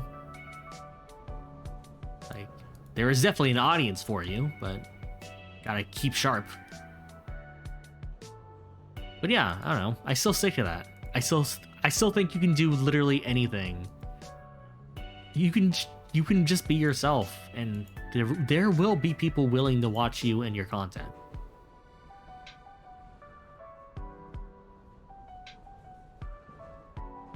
Like when I streamed on YouTube, let's just say I wasn't really pulling as many people as I thought I would. But now that I'm on Twitch and people can easily find me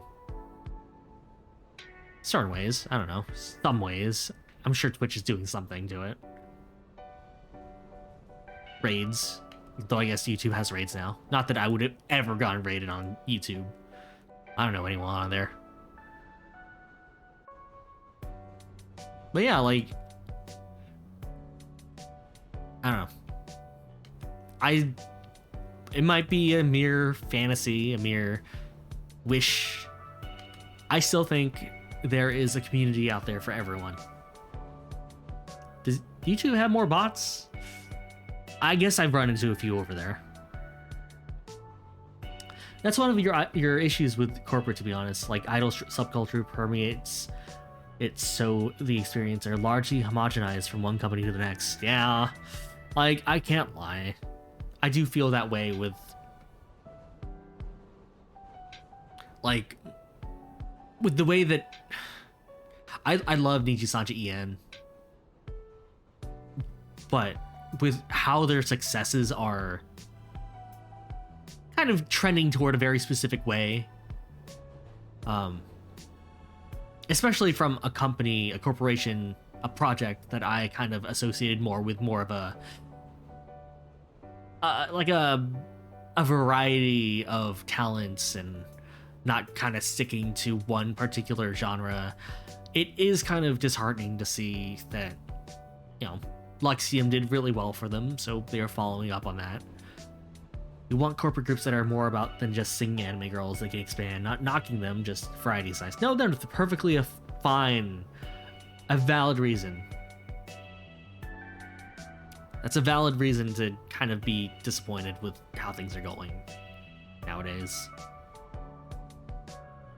There's no way to counter bots on YouTube. Yeah, I remember Beefert, you used to get a lot of them for some reason. Which, you know, I was obviously upset for you, but also, damn, he gets bots. I don't get bots. But yeah, like, idol culture is strange to me. I can't say I don't understand it to some degree. At the very least, the more, you know, positive aspects of it. I've definitely been in karaoke streams that have lifted my spirits and gotten me out of weird funks in my life, I guess.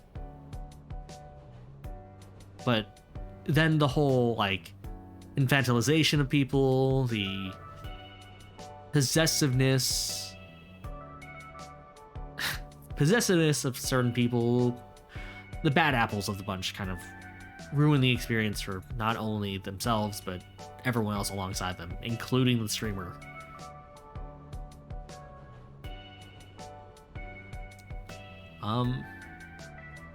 Yeah, I guess I want there to be more types of VTubers that get the spotlight. Like, I feel like the scene itself started out with more demure and/or like more idle than it eventually ended up being, right? A lot, like, you have your T's and I's, you had your virtual girls Shiros, you had your Mirai Ikaris, who were more scripted content, and on the surface seemed very unhinged, like, you know, in terms of content, like, oh, they're not idols, they say the F word sometimes. But that is so tame in comparison to what we have now. And,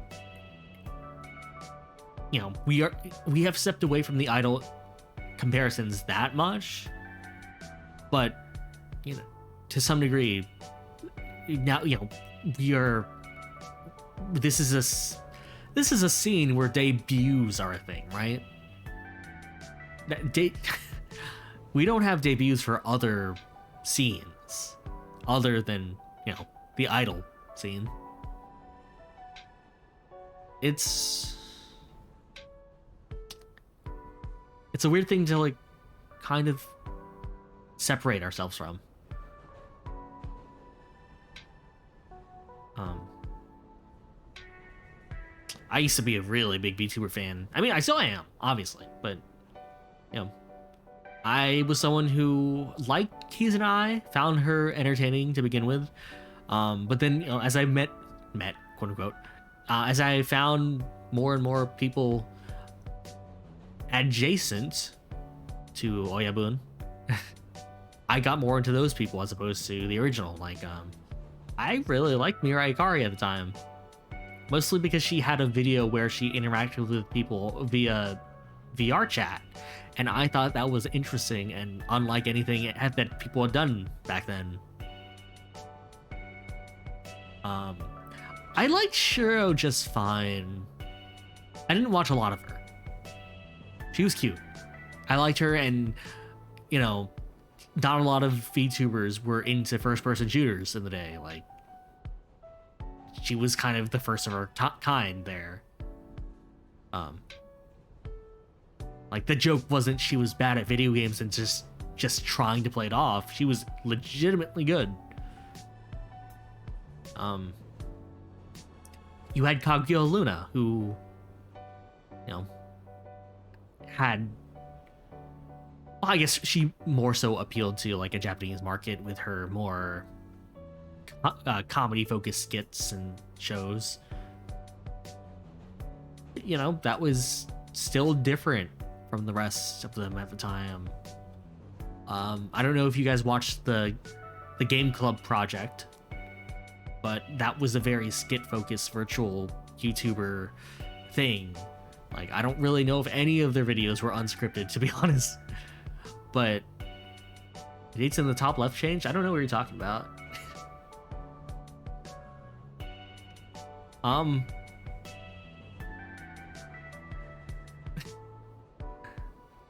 Yeah, it updates automatically.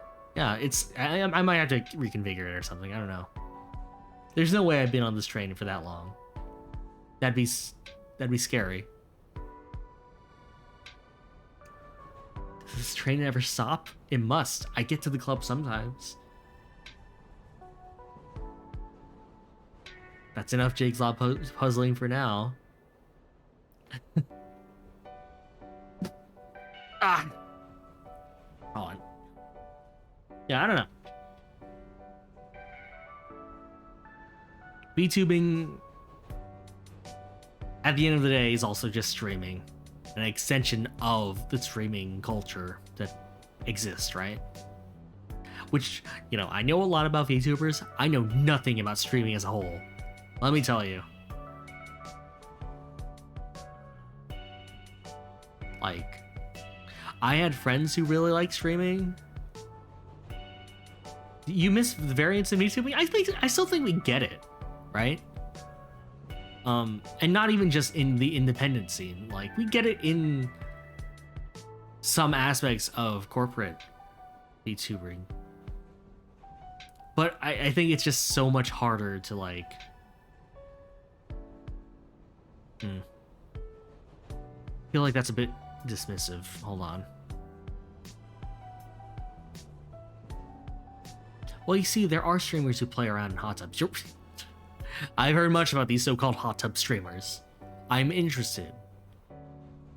Anyways, since bad apples were brought in, there's definitely some bad apples on YouTube, especially since you've been friends formerly with someone who you thought was a decent person until you got frustrated one night, and lo and behold, they were an extremely rotten bad apple. VTubing was largely a whim for you. Kept collecting tech over the course of like 5 years and was looking for excuses to hold up, to keep holding off on due to anxiety. That is perfectly valid. Like I have owned a really good mic for such a long time. Well, no, I didn't know. I just talked about how it didn't work. Then you saw an indie VTuber, or will remain nameless, who had the most scuffed soul you've ever seen. Made me realize you should just do it. Yeah, right? Like, streaming itself is not a hard thing to get into. It's really, like, it's really not, but I think it just requires the confidence to make mistakes, to, well, learn and grow from them, as has been the theme for this entire stream, I guess. And yeah, we've definitely all been there, Octo, as well.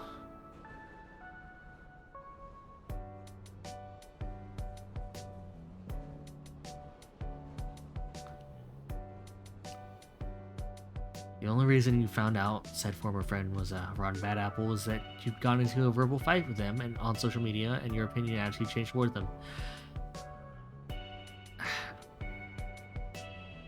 It really sucks when, you know, you meet someone who acts... Well, you find out things about them, I guess. Really be like that sometimes. A lot of averages and all. Ugh.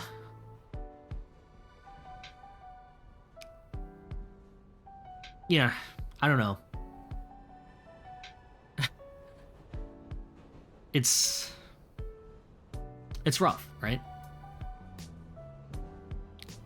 Like, we like to say the VTuber scene, the indie scene is so friendly and so on and so forth.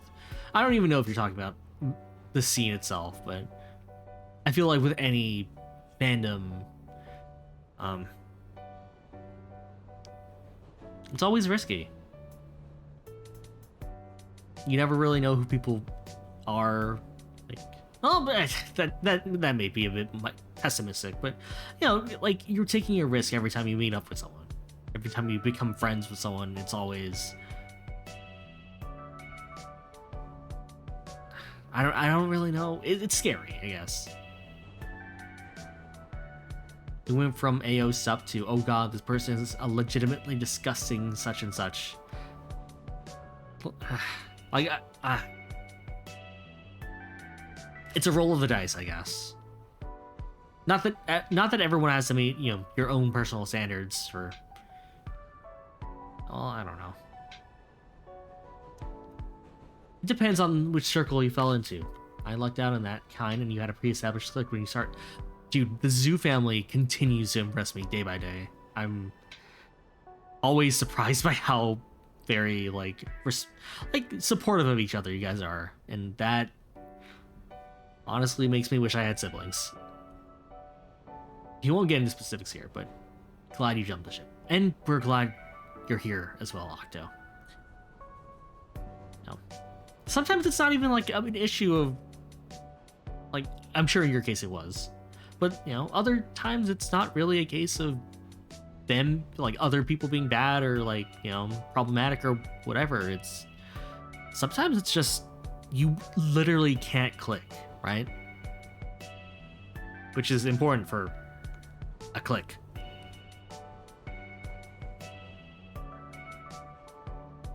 And I feel like when it's situations like that, it's just better to, you know, cut loose immediately or as fast as you can. Otherwise, you're just kind of causing issues for both sides. Sometimes the vibes just don't mesh, yeah. It's hard. Making friends is hard.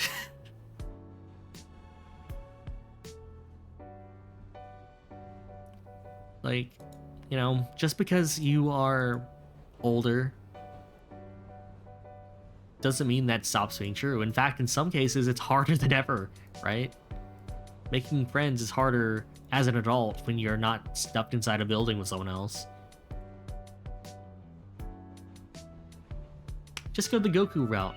Have plenty of enemies to convert into friends. Dude, frenemies.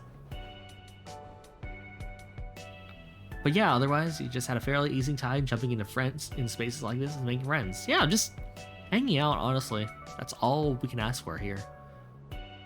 Though, frenemies.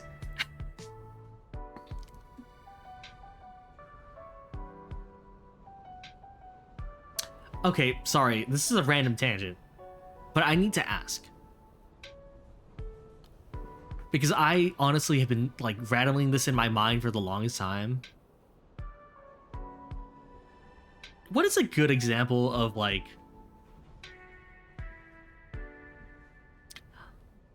heroes, right? Like a hero. Let's say the hero.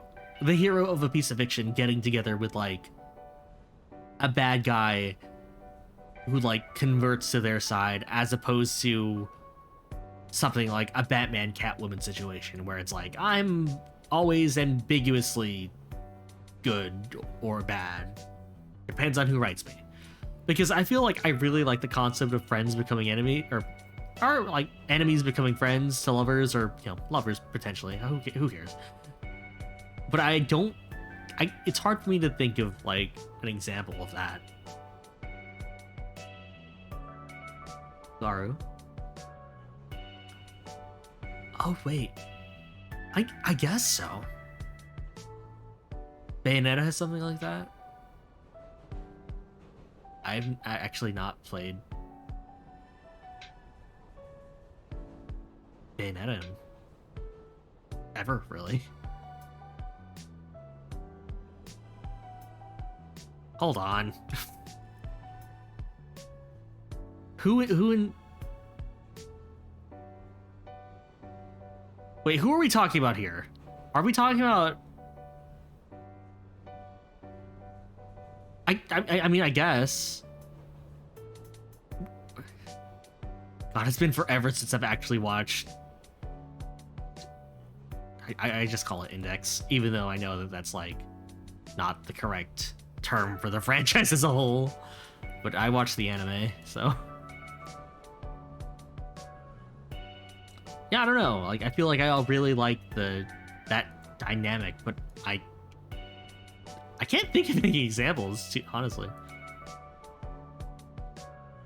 Bayonetta, the character that made you drop Super Smash Bros. For Wii U hard. Oh, like Railgun specifically? I never watched Railgun, actually. No idea why. Because I was pretty in that. I feel like I remember a lot of anime from that time, but I just don't know if I got super into it. And I don't know. Wow. Am I actually an anime fan? I don't remember most anime from that era, even though I'm sure I watched a lot of them. Also, Octo's fine. Perfectly fine. Now you have Steve and Kazuya. No? Brought up Digimon. Ken? No, you're right. Ken definitely fits that mold. Shit. Nice friends you got there, Davis.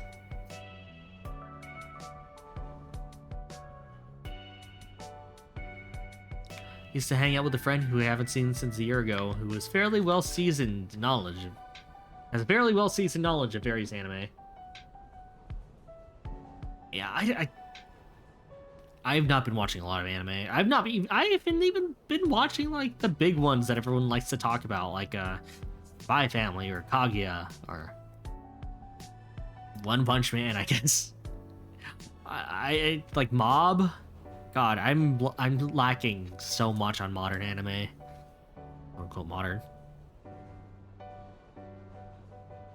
Like I just kind of watch what interests me and then continue to enjoy it despite no one knowing about it, but then suffering because no one knows about it, so I have no one to talk to. They were so chill and cool that you could just talk with them for hours about memes, anime, and gaming, and beat various stuff in the news. We'd all like to have a friend like that. So we can just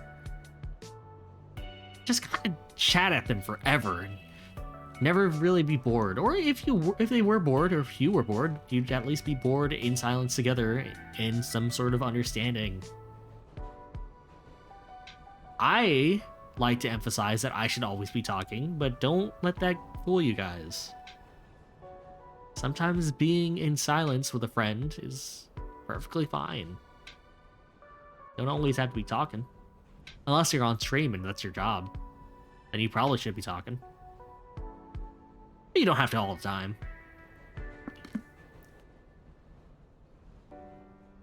If that's not what you're aiming for, but the vibe you're going for.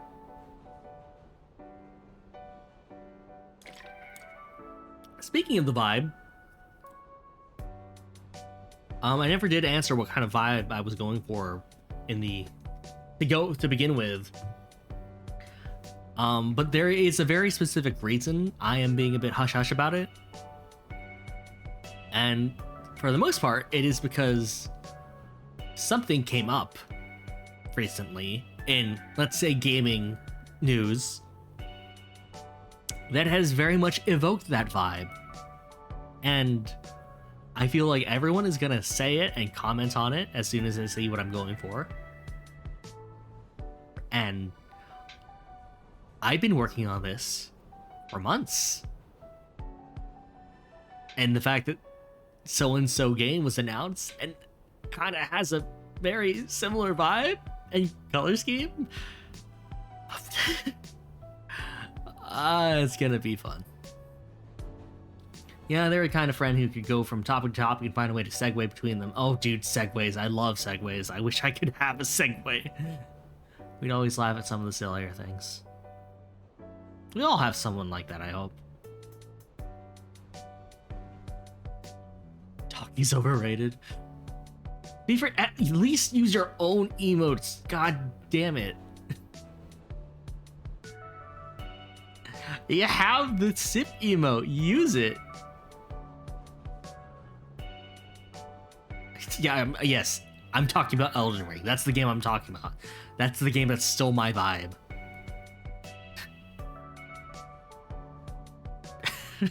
I don't need... Sorry, I've also not played Elden Ring, so I don't... Like, what?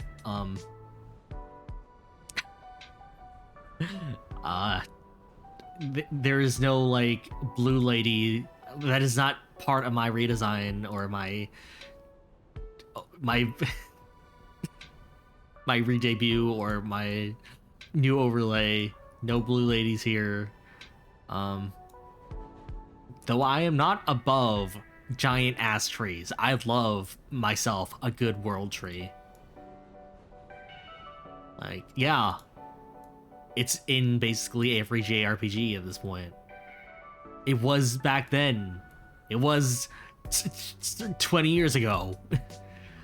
I am never gonna get over world trees. I love world trees. Give me more world trees. Call it Yggdrasil or Yggdrasil or Shimada Avatar.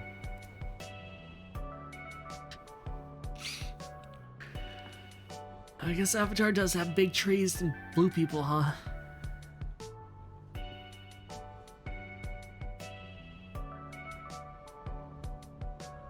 Yeah, I don't know. I've already said that you guys might notice that my new emotes don't look anything like me right now. And, you know, I say every time, don't worry about it. But I feel like there are changes coming soon, I guess, that I'm hoping to get out. I don't know if they're coming soon, but I have been talking about a haircut for quite a long time. And although a lot of people are very attached to my hair, I am the most attached, and I have made the executive decision to change it. Somewhat. You'll see. At least it's something that's a bit more... less this.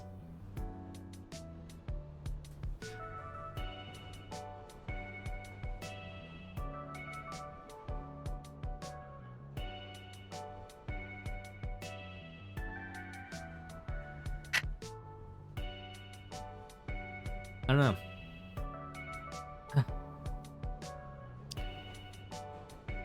I think I'm just now finally understanding why people...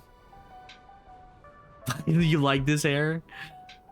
I do too, but I want to change of pace. It's summer. I can't be having this much hair in summer. Excited to see what I've come up with. Professions are always welcome. Yeah, it's I'm not changing the Hoge. Through the Hoge like cut.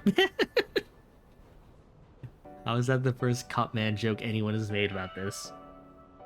I'm not getting rid of the Hoge, let me tell you. But like this Hoge, practically my branding at this point. But some changes. Some changes coming up.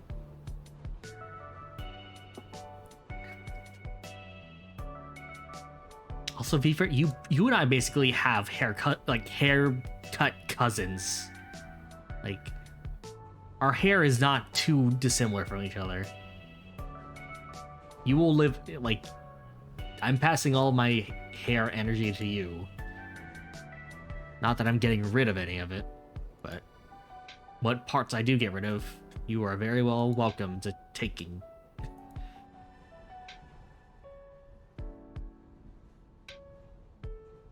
I like Ahoge's too much to get rid of this one. I'm not letting anyone touch this.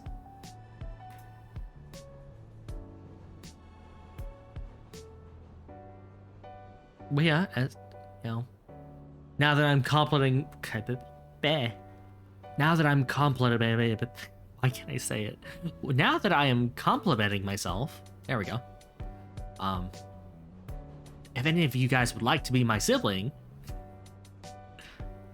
if any of you guys are looking for a change of pace yourself, may I direct you to the wonderful Kaikwaro, who is responsible for my current look and how I look current and how I will look in the future, hopefully. The last goofy meme your friend sent me is a picture of a cat and a dog with captions that I looked and I pulled a pale horse, and the rider's name was Death. I never know what to. I also have a friend who sends me stuff like that, and I never know how to respond to it. You're not committing, keeping a close eye on Kai for the future, though. That's all I'll say. They will be happy, I'm sure, to like address, to work with anyone here, I'm sure.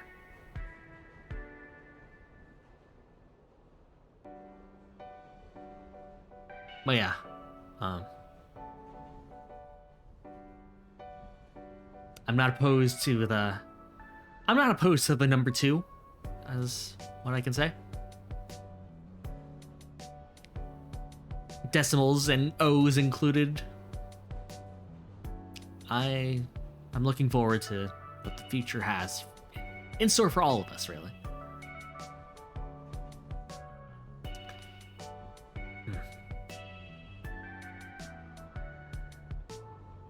My own Wiggly emote? Which one? Oh, like the cry. Oh, Doran's.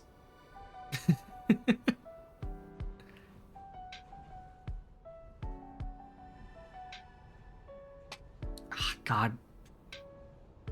I need to come up with animated emote ideas. I can barely come up with static ones. What do people like using?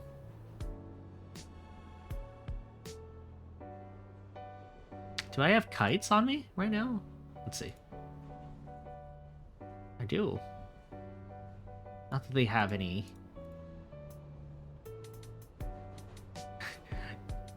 They used it in chat earlier and you thought it was somebody else's. I have seen the Wiggly before. Yeah, those are kites.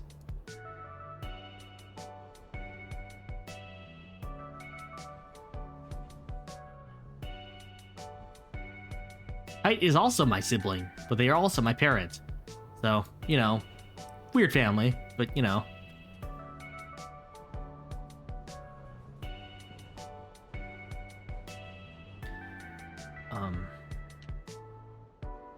Honestly, if I could just plug other people's stuff as a career, I would totally do that. But Cursed Bloodline, truly the most anime of all. We don't really like to talk about it.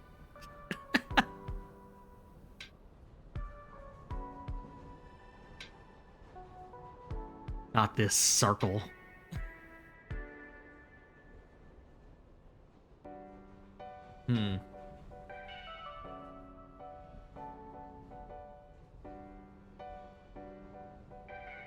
What's...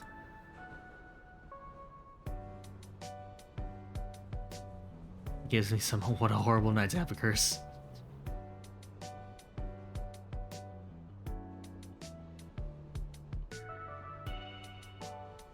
Hmm. Dun, dun. I'm not gonna lie. I guess part of me will miss this very close and comfy train setting. This melancholic train vibe I'm going for, but not to say we won't see it repurposed at some point in the future.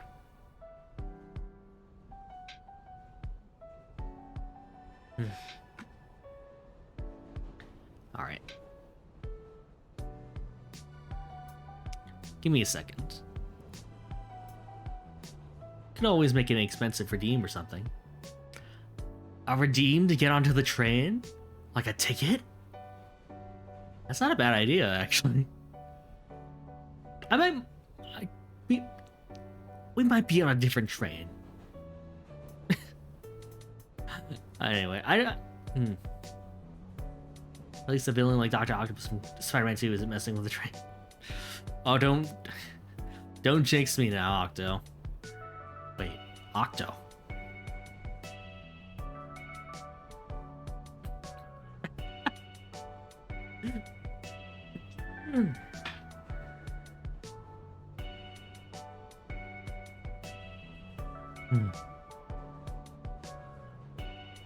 Who knows where my next streams could be? They could be at, I don't know, the mall. Maybe I'll do that a bit more.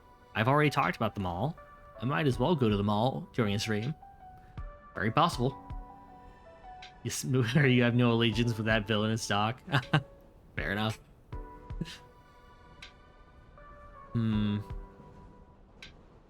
Da da da. Da da da.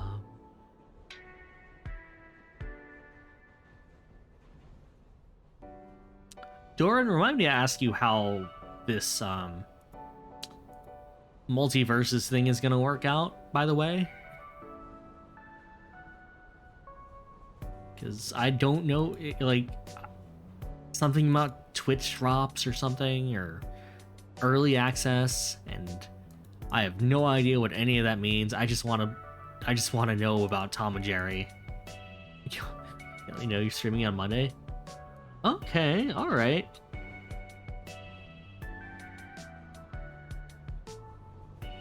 I'm excited. I actually haven't seen any super, like, detailed gameplay about it, so I'm intrigued. Yeah, you watch an hour of a drop-enabled multiverse stream and you get a code through it.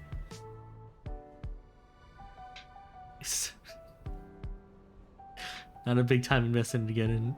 God, multiverse. Is Serena returning? Stop. I know she's more popular than I am. That's just how this scene works, but...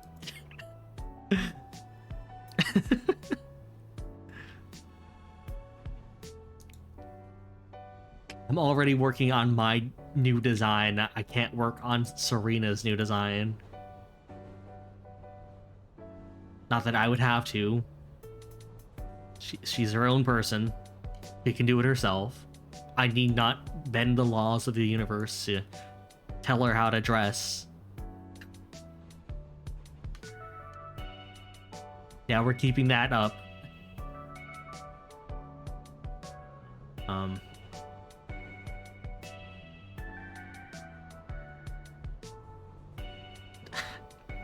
it. Like, I Fiona and caked myself. What was I expecting?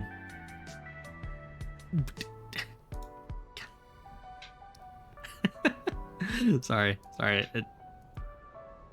That was a fun stream. Anyway. Let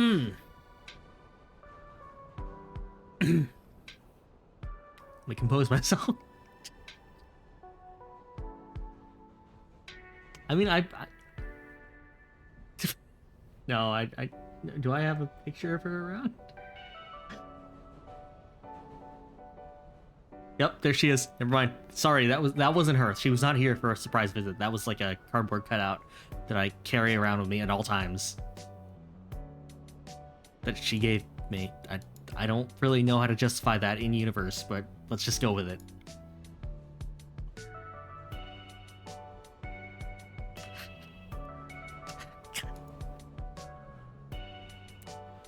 Uh. Oh no. Sora and Auntie. Serena. Serena Oshi. Sounding less Fiona and Cake and more Loki. You're living in my... Yeah, I guess this is what that is, huh? I don't know. Maybe I'll bring back Serena at some point in some capacity. I don't know. It was a fun stream. People seem to like her.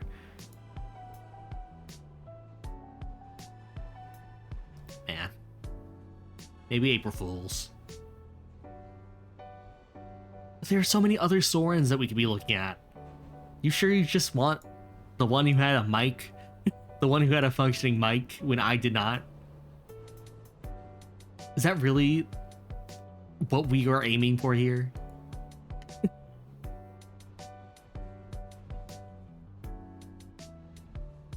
Like, granted, she did sound kind of like Rize Kuchikawa, but, you know, a little, but...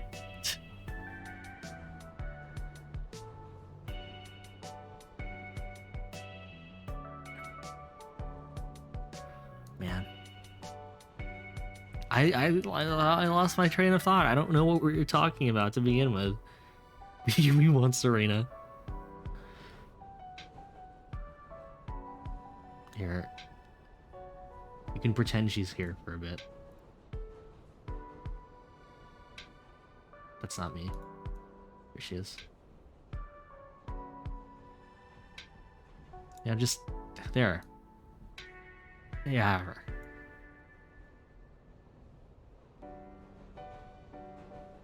There you go, okay? Now you can pretend she's here.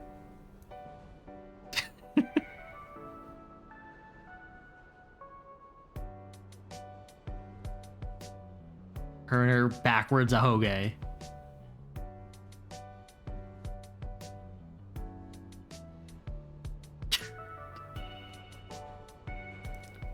don't even know if I don't... It's cardboard cutout, guys. She can't talk. It's not really her.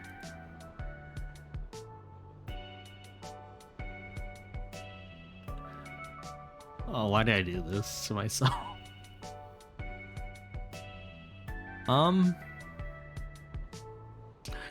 Okay, last complaint, but her video still does have way more views than any of my other archive videos on... Damn it. Looking at the two of us side by side has big, smug little sister energy. Oh, man.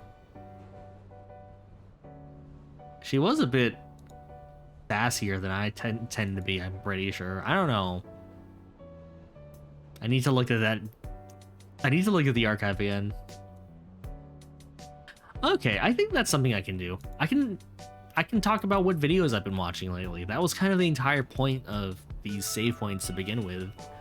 And you guys know me, I watch a lot of video essays. So, I will recommend some videos. I think I recommended this last time, but I will bring it up again because it is a really good video that I really enjoyed that I want more people to watch. I watched Leon Massey's video on the life and death of skateboarding games. Leon Massey was, I believe, a Smash commentator a long time ago, who have since become pretty good at making video essays about fighting games and are now kind of getting more into general games as a whole, or like, you know, talking about them.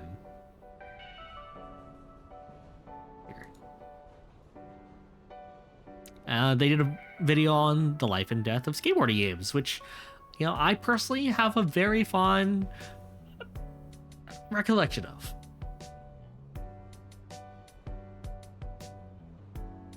Please. Okay, that's the right video.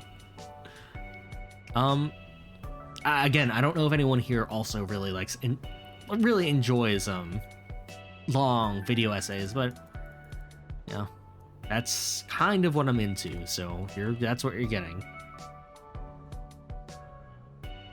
Another video I watched recently was Overly Sarcastic Productions detailed diatribe on satirizing Superman.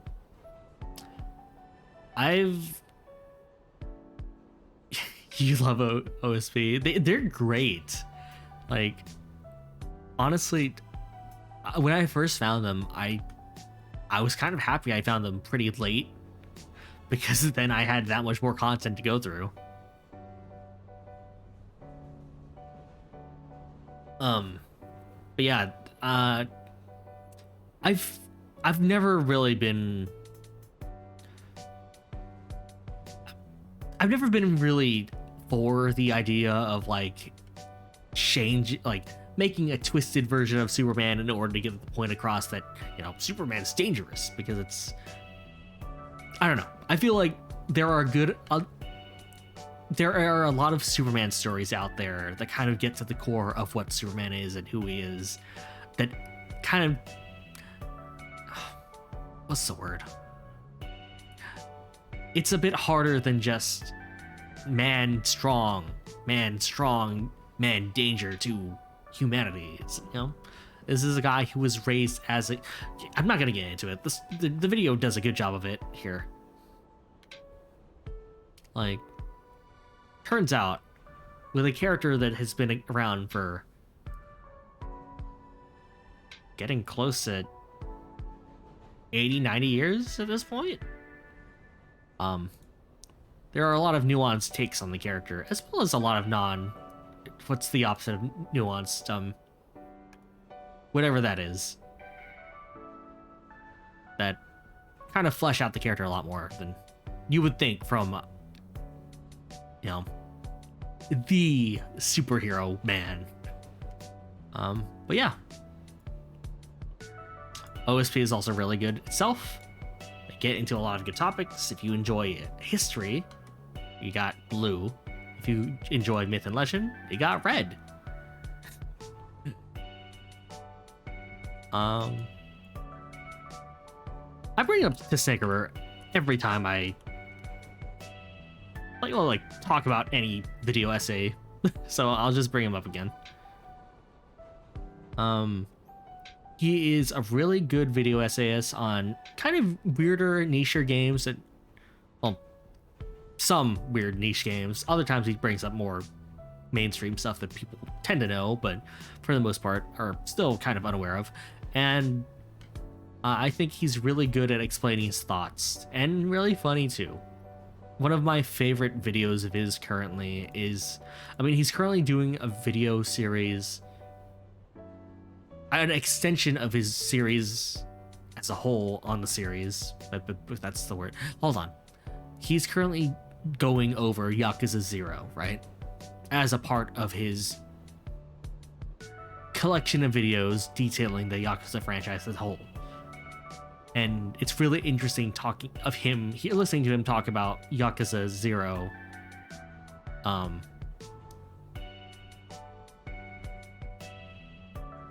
You know,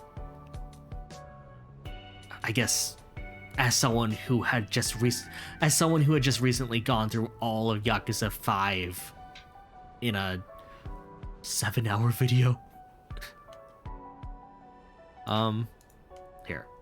But my current favorite video of his, Yakuza stuff is great, but one of my favorite videos from him right now is his video playing classic Sonic wrong, which is a video less so about Sonic and more so about his feelings about the franchise, and kind of using the topic of Sonic and the various games as a jumping off point, as a springboard to discuss other topics of video games, like the idea that it's hard to kind of take in media nowadays without considering the the public as a whole's opinion on it, right? Like, we are always thinking, what is so and so gonna think? What is Twitter gonna think? What is gaming media, what are gamers as a whole gonna take from this experience? You know, we are absorbing other people. You know, we are absorbing media like a piece of work in a world where we can get everyone else's opinions on it immediately just by logging in online. And, you know, that's not the entire thing about the video, but I just thought it was a fun thing to think about.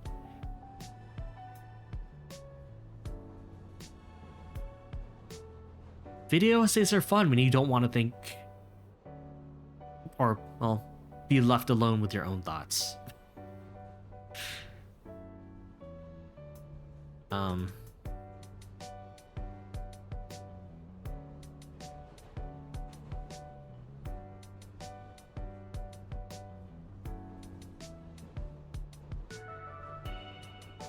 I recommend, what else? The framing of such things are enjoyable, yeah. I used to get really into videos about people tearing down, you watch a 5-hour retrospective on Twin Peaks. You might need to link that.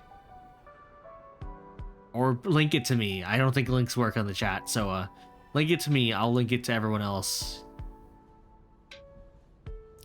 Honestly, you could get into any video essay topic if it was presented the right way. I think I watched a video on... whatchamacallit? I watched a video essay on Frasier the other day. The other week? Speaking of YouTube channels, one of your favorite ones has to be Some Call Me Johnny.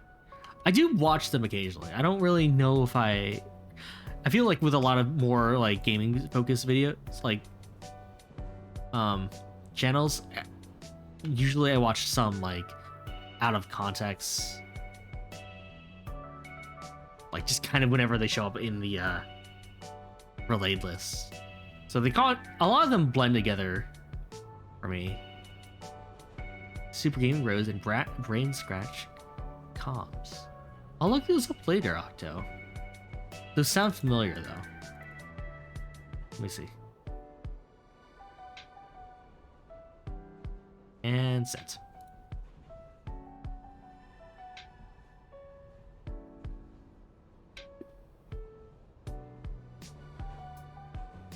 Oh my god. Oh boy. Okay, I have something new to watch.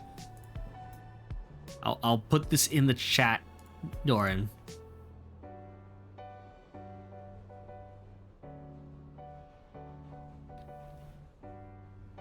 Let me also put this in my watch later playlist. Spoilers for all of Twin Peaks if anyone cares. There.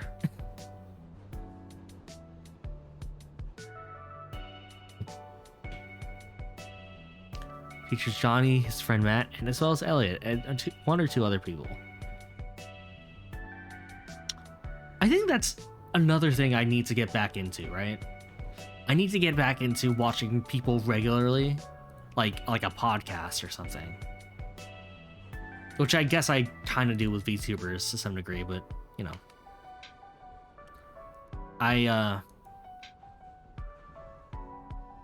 Elliot frequently dies in Mario games and such, and it's pretty hilarious. Yeah.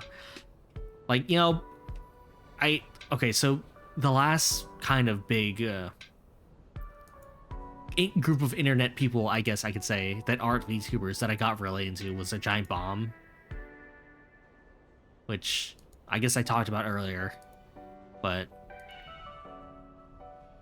you know, I still keep up with them to some degree. But, you know,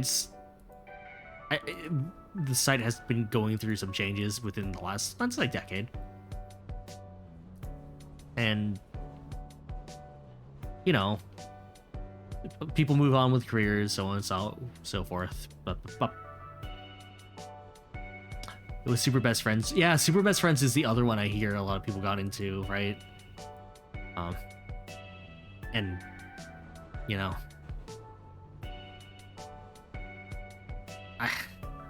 I don't want to be too mean, or bring up anything weird, but, you know, I feel like Super Best Friends ending the way it did affected a lot of people, and like to some degree I get that. I am thinking about the right group of friends, right?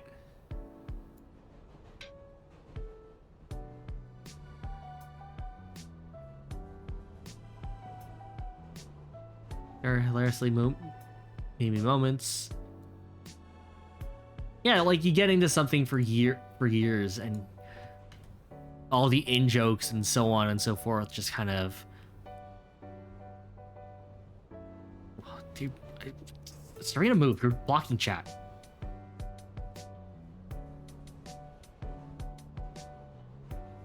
There.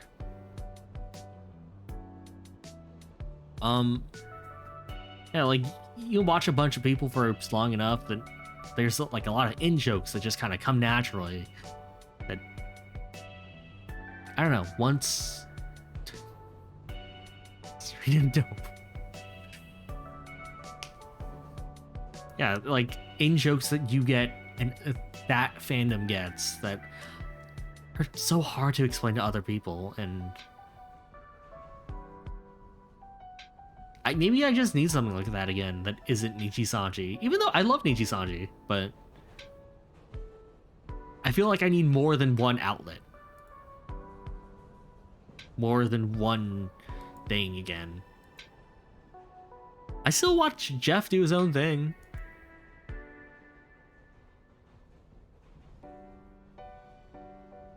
Grease's theme isn't forever the theme of bumbling now thanks to Super Best Friends. Man. Can't explain half the things that you've internalized from that group.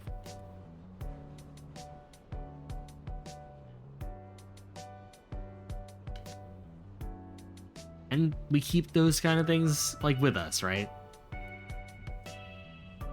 The things we watch growing up kind of influences our style of comedy. Like what we find funny and what we continue. There's a VTuber company called Hololive. You should check it out. Yeah, they're pulling out a new English wave of guys, right? Tempest. Yeah, up and coming. Not interested in holograms, sorry. Pixel Perfect warned me about the slippery slope that is holograms.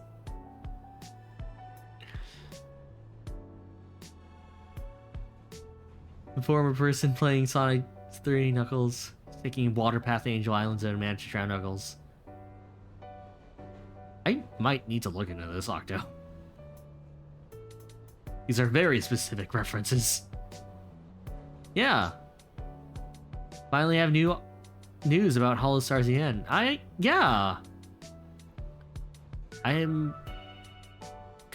curious where they go with it. Right?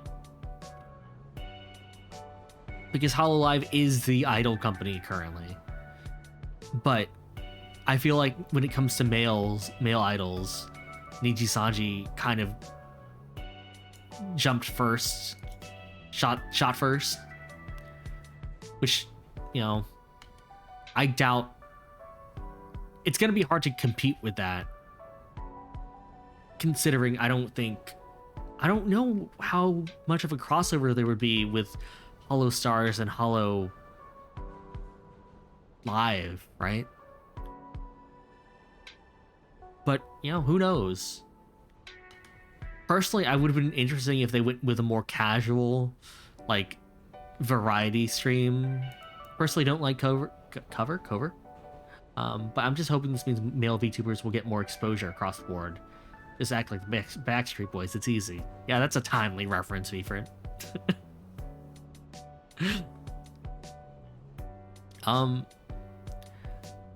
Yeah, I still like to think that VTubing as a whole has benefited from like companies, independents, like all sorts. And I would like to see it kind of continue to do so, right? I'm happy that Luxium took off as much as it did. And those guys seem like they deserve... Some of those guys seem like they just... No, I'm kidding. They deserve everything they've gotten so far. But as someone who, I don't know if I can really appeal to that same market, you know?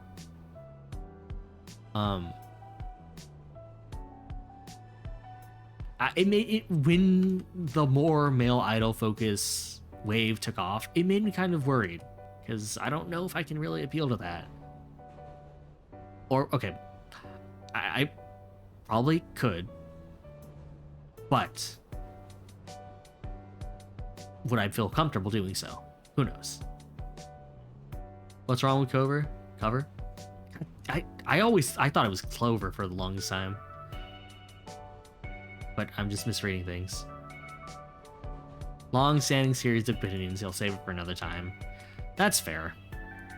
Corporate stuff is always hard to talk about because it's like there's a lot of things that go on behind the scenes that, you know, we aren't really privy to, but is all but out in the open, right?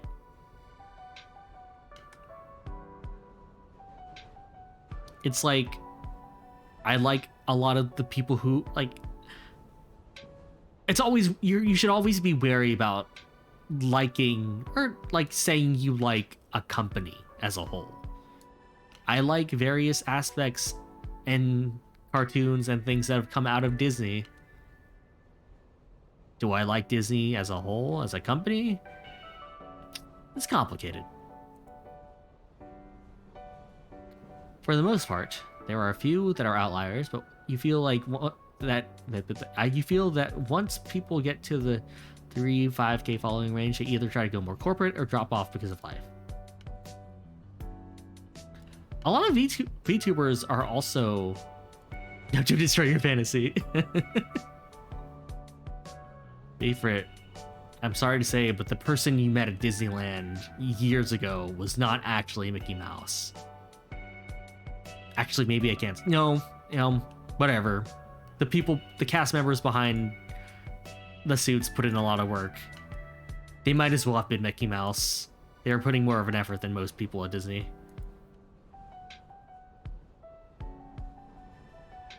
And anyway.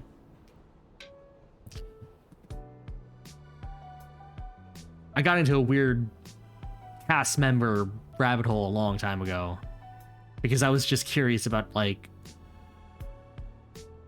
I was curious about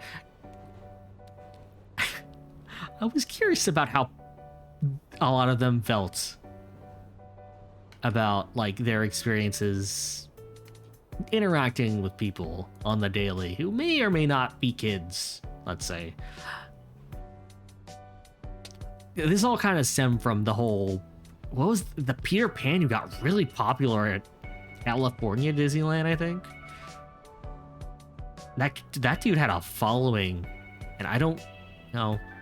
I say I don't understand how that could possibly be, but I am also a VTuber, and for some reason, part of me likes to think the boundaries between VTubers and, well, the similarities between VTubers and cast members isn't really that different.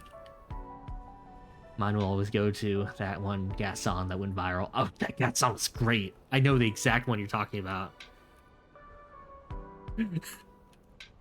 Oh my god. Is that the one who, like, someone called out and was, like, challenging, but he showed up and, like, was it doing push-ups, I think? Yeah, that's the one. God. You know, Disney itself, problems. I think we all know that. People who work for Disney, you know, I wish them the best. Fun fact, the voice of, well, the voice actor who had recently passed away, Billy Komet, actually was they were Aladdin in, I think it was it the parks or was it the cruise? I think it was at the parks, the California park, I think. It might have been a cruise, like a cruise. I don't remember at this point. But yeah, and there are issues with that as well. let's not go. Let's not pretend. But you know, cast members put in work.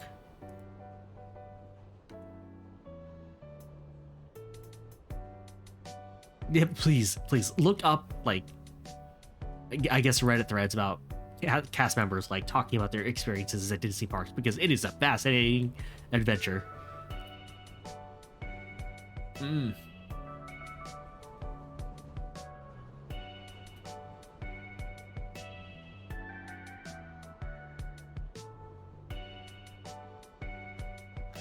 I been watching anything else?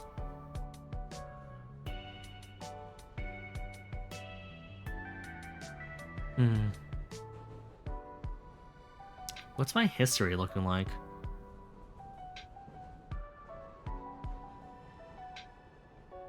Yeah, when it comes to a lot of the indie VTubers, I feel like a lot of them, like the super big ones, are music adjacent.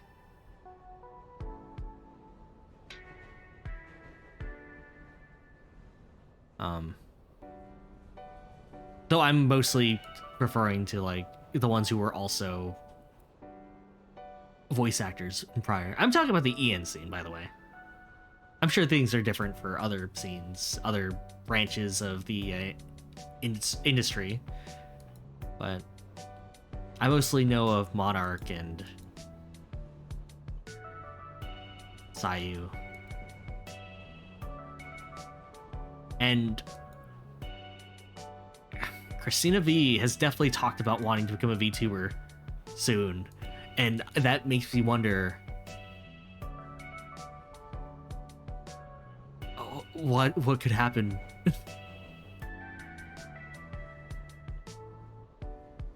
All the big ones seem to be music, art, or VA. Yeah, you're right.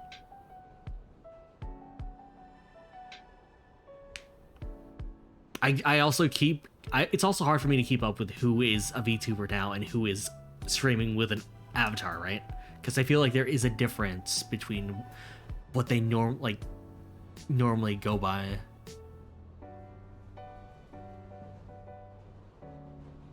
And this is like self-admitted, right? Like if they like say, hey, yes, I am a VTuber, or I am using this avatar for a stream,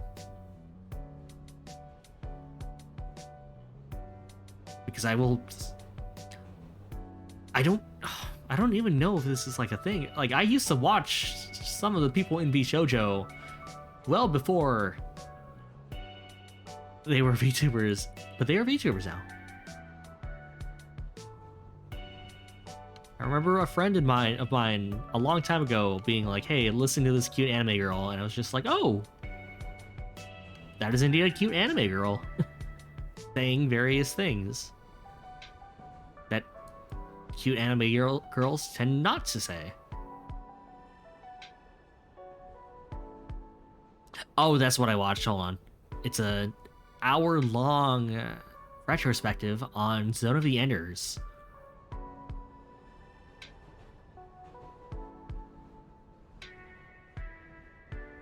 There it is.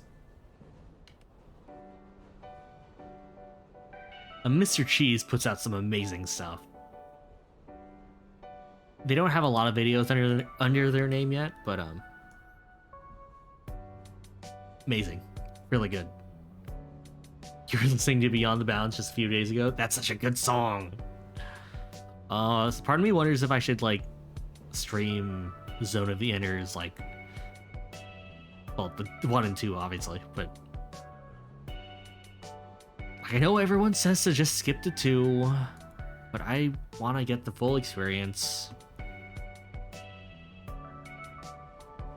I want to know more than Beyond the Bounds. Even though I was perfectly content with just only knowing Beyond the Bounds for years.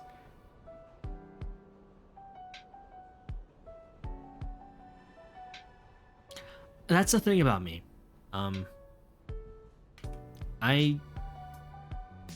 feel like the vibes I like, the the aesthetics, the games, the anime that I like are also in things that I have not personally played myself, and I would like to fix that, because it was either I was born a few years or a few years before or after the things got super popular, so things got unaligned, or I didn't have the console at the time, or I didn't think I was into so and so at the time. It took me a long time for me to get into robots, let me tell you. It wasn't until I saw the Grimgird from IVO that I was just like, oh shit, robots look fucking rad. And then I kind of worked my way down from that. Turns out I like the Grimgird a lot, but whenever robots go for very sleek and sexy, it has to try really hard in a very specific way to get to me. Otherwise, I just think, oh, that's whatever. Jehuti looks really good. The Barbatos also looks really good. I think it was Xenogears that did it for you.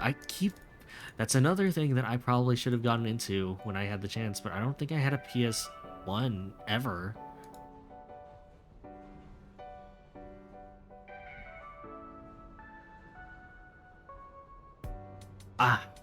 Okay. I'm gonna say something, and I don't mean it in like a very gatekeepy way, but I'm very happy for fans of franchises who like have stuck with something for so long and finally get like validated in history, right? Like, I feel like we all had that one friend back in the day who would, tell you about this cool game that's like Grand Theft Auto, but GTA, or Grand Theft Auto, but Japanese. And that's kind of the only way you could kind of describe that. Or, if they were a bit more... If they were a bit more, accurate, it's like Shenmue, but, more fighting, more brawler gameplay. And then, for years you brush them off. Yeah, whatever. This kind of B tier video game franchise. And then, finally something comes out that grabs the greater, mainstream appeal that isn't really that different from the series prior, but it finally gets eyes into it. The hell is it, Shenmue? Fair. Must be nice, huh? Us Tenchu players are forever in hell. Has there not been a new Tenchu thing? Have I just tricked myself into believing Tenchu was a big franchise that said several things? When was the last Tenchu game? 2008. Never mind. You're right. I'm sorry.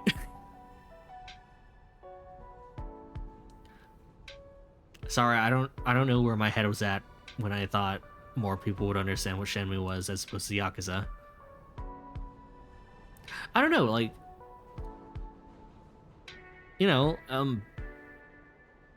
people would shit on the Dynasty Warriors games for a long time because it's the same thing over and over again, and you just keep pressing A over and over again, or X or whatever you're on. And that's true to some degree, but that was people's jam. People love those games. And Fire Emblem Warriors 3 Hopes got like pretty high scores recently. Not that video game scores really matter, but I feel like that's an indication of you're finally getting over that weird Western game, like Western games media hump of things from Japan are behind in times.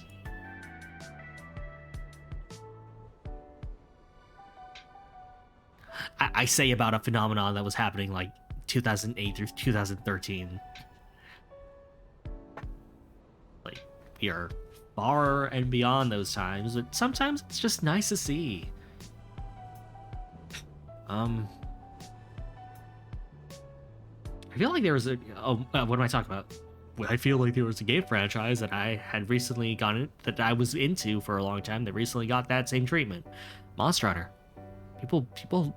People did not say good things about Monster Hunter before. It was always like a niche thing, but people always had complaints of like, why doesn't this play like Devil May Cry? Why am I so slow? Why can I not turn as fast as I can? And with Monster Hunter, like, people make this comparison all the time, and I disagree with some of it, but most of it tracks. Monster Hunter has the benefit of, existing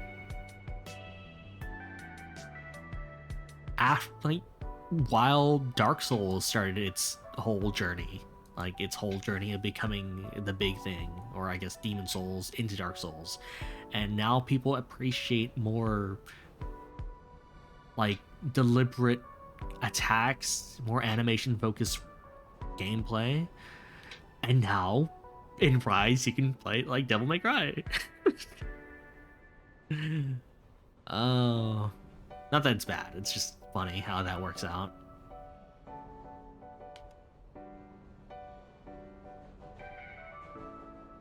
I guess this kind of ties back into the whole, like being influenced by friends and bad opinions and stuff. You're a Lance user. You don't believe in fun. Sorry. Oh, Ray Beeford is like also a Lance user. Wow, this works out.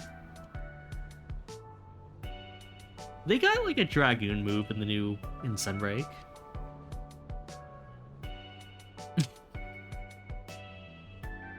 I can't believe I met the two Lance users.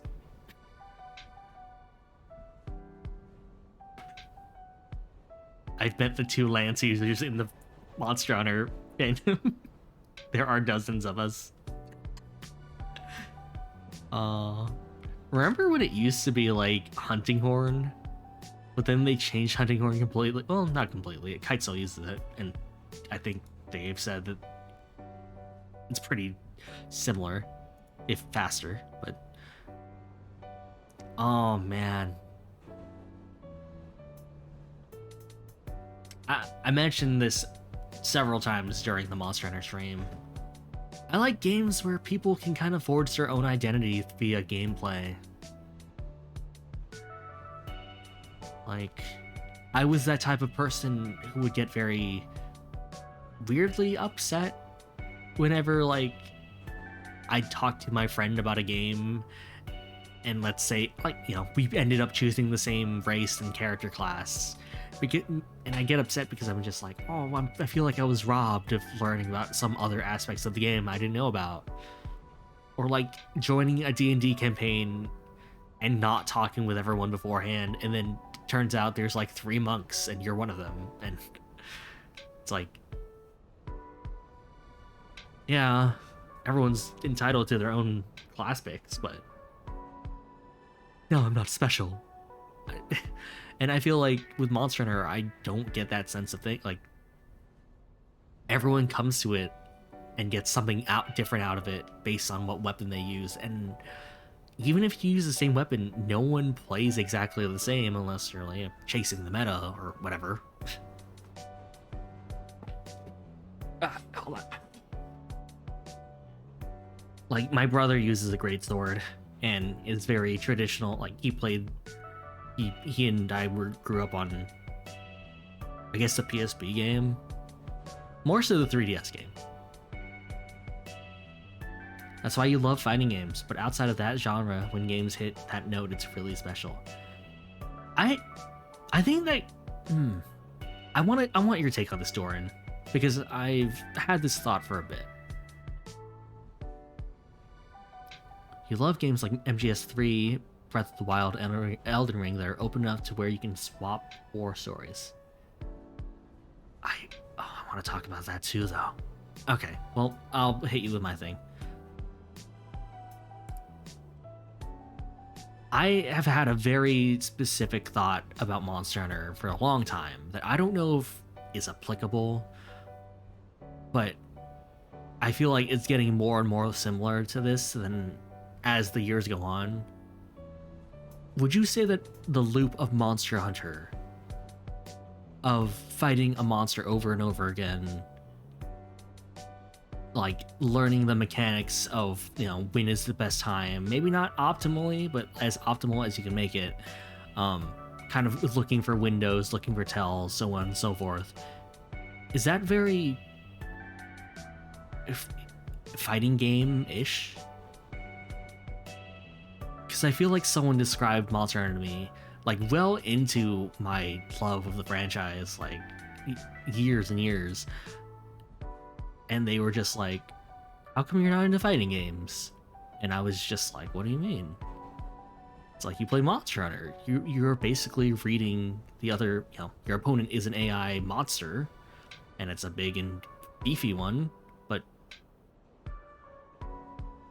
you'd say the movement it's like a extensive game of footsies, really. Oh shit, you're right. Especially Lance. Huh.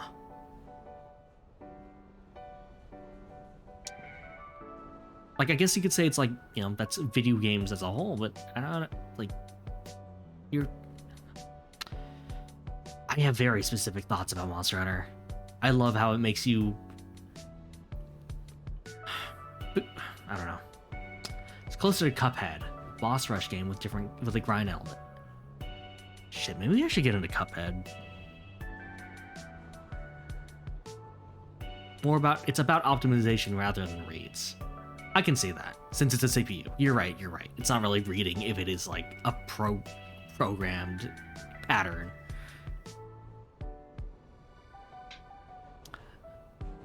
There's something very specific about Monster Hunter that I feel, and my two franchises growing up were Dragon Quest and Monster Hunter, which only recently got a spotlight, I guess. And my thing about Monster Hunter is I really appreciate the fact that everyone's favorite monster is usually the monster that they fight the most, right? Because you fight the monster the most, and I feel like because of that, you are kind of funneled into a path in which you are wearing that monster's very specific armor set that encapsulates its biggest strengths. Like, like the Mizutsune. If you wear that entire armor set, you get the bubbly kind of ailment put to your benefit, which, the Mizutsune uses to its advantage in the fight. So I find it really cool that the more you fight a monster, the more you learn its tells, its behavior, and the more you kind of start seeing it less as just a dumb monster and kind of like your favorite one, the more you start to like reflect its traits in your own gameplay style, assuming you're wearing what you kill, which you tend to be. I don't know, like, I'm super big on rival stories and rivals in general, so Monster Hunter always seemed like rivals are hard to get right? Because usually go for mixed sets, so you have a bit of different take in general. I also go for mixed sets, like, but I have a fun story about that, actually.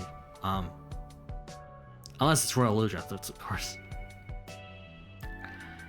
fair. Sorry, real fast, random tangent. To you, Monster Hunter is more the story of the hunter, the small character fighting the larger enemy. A David and Goliath story, yeah.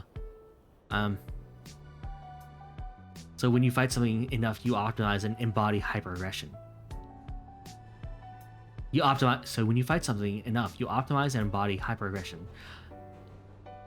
Yeah. It's not about embodying that monster, but the outright denial of your options makes it more intense. I like that take as well. I think that's the thing too, right? Whenever people talk about Monster Hunter, they always think big game hunting, and obviously, hunting being bad. But aside from the obvious of you working for a guild that actively fights against natural or unnatural causes of economic or ecology, I know words, natural disasters and stuff like that. It's wait, what was my thought? I don't know. Hey, like DMC. You words well.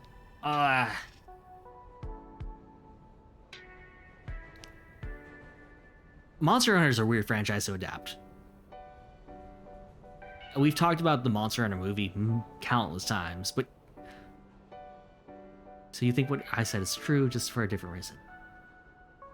Like I feel like we have very different opinions on the theories, but I feel like in the end, it's basically saying the same thing, right? Just in different ways. And we, it's interesting, an interesting take. The one take I don't agree with Monster Hunter, or agree with people on Monster Hunter, is like, we are hunters killing for the sake of getting skins and hides for ourselves. And it's like, the game has always framed Monster Hunter as a very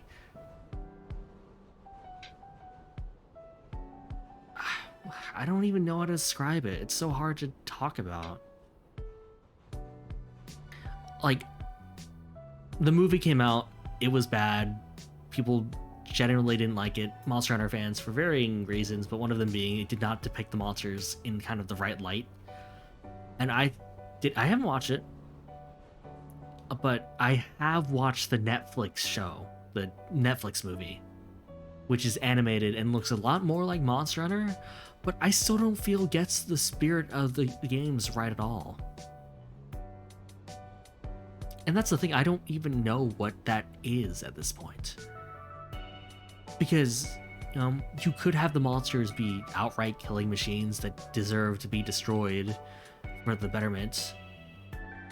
But yeah, they never took monsters as villainous, but rather the conflict is often framed as a matter of like population and habitat control. Yes, exactly. That's what the guild was made to do. Like, usually if a monster is villainous, it is a very specific monster and a very specific reason. And they are usually often actually described as, eldritch and or evil. Or vengeful at the very least.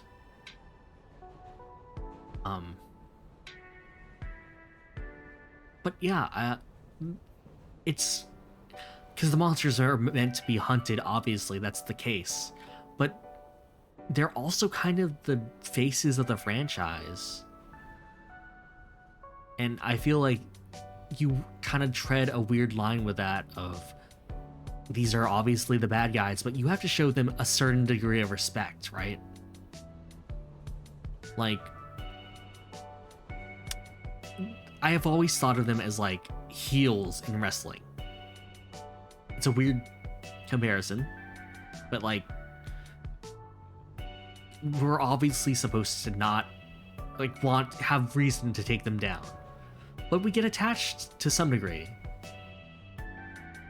Like, I love hunting the Rathalos, but I'm not like, if I see the Rathalos like chopped up and like beat up and just like hurt in any capacity in like the movie, I don't know if I'd feel good about that, because that's like my monster.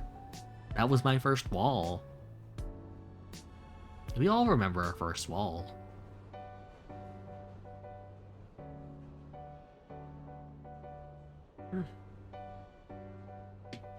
Actually, I'm pretty sure my first wall was maybe Tigrex, but it's Tigrex, so Dante Bosco was the voice of the main character in that movie. It's worth reminding that Rathalos got in Smash while no Mon-Hun rep or stage did. Clearly Capcom feels the same.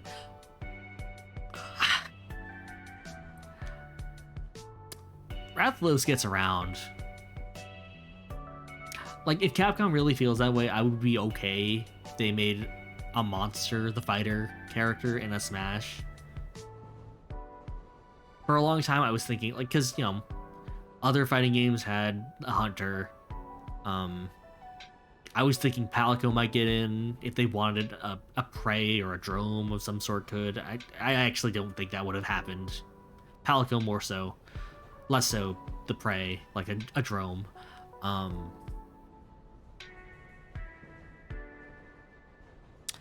that Ryzen's the thing, I could very clearly see a Smash character in a Monster Hunter character in Smash. It's so easy. But, you know, I guess that's not how that worked out. Forever bummed that the Hunter and Sigmar trapped in MVC Infinite. Yeah. I was really excited. I was gonna get that game simply because of the Monster Hunter stuff, but you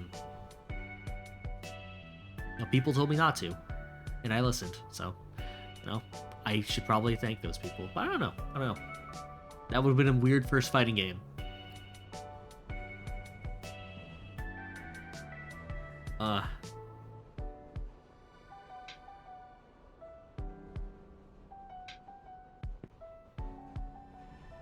think it's on Game Pass if I have that. I guess... Those characters are DLC. Never mind. Surprised the Soul series didn't get a single character into Smash.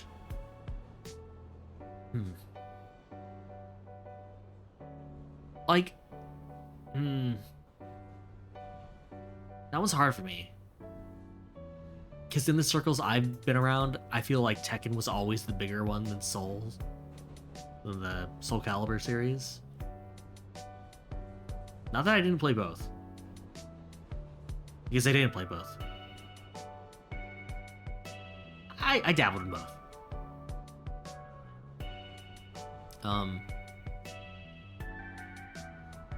I had a friend who was super into the idea of a Soul Calibur character getting in, and what do they always want? Was it Nightmare?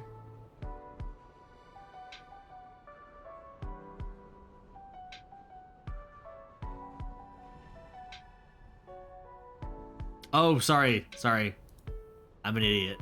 Sorry. I have a moron.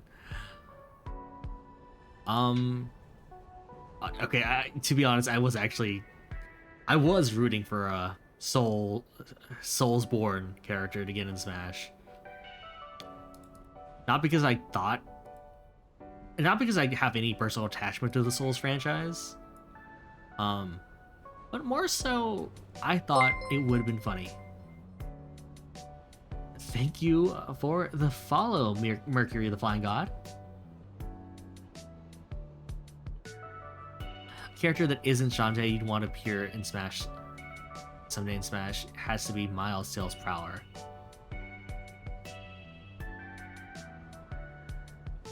I'm surprised Tails, like another Sonic character, didn't get in.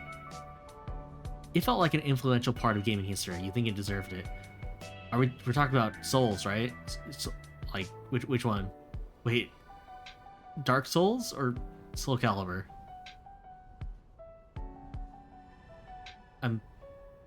Because you're right either way.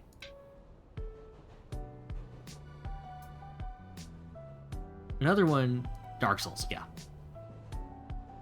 Vati or Knights? Oh, Vati might be hard. Knights might be hard for various different reasons. But, you know, this is Smash, so... And I'm just a fan, so... Nothing I say means anything. I was talking about Vati to Kai recently, actually. Mostly how, like, Zelda has not brought back a lot of the more minor villains throughout the series. And by minor villains, I mean, the ones introduced per game. Like, Sant, Vaati. I'm trying to think of one from Wind Waker, but I think Wind Waker was very much strictly Ganondorf. But I was bringing it up in comparison to, like, Kirby, who, like, anytime a villain has showed up in Kirby, they tend to bring them back. I think Capcom may own the rights to Vaati. Could be wrong there. Someone did bring up Vaati in front of Sakurai during an interview, and I think he did have to explain that it's hard to get very specific characters in.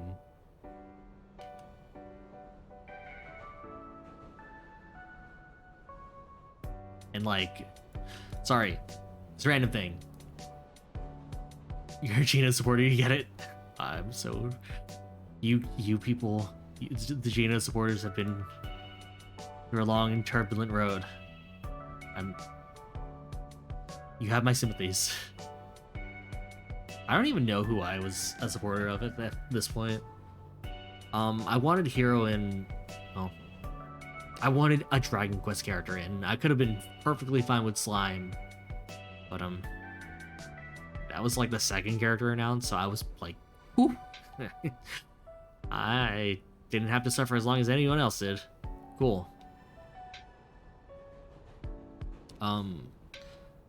I got into the Tales franchise right when the DLC, like, after Wii U, and at that point I became very hopeful for a Tales character, and of course it would have to be Lloyd, because that's the big one.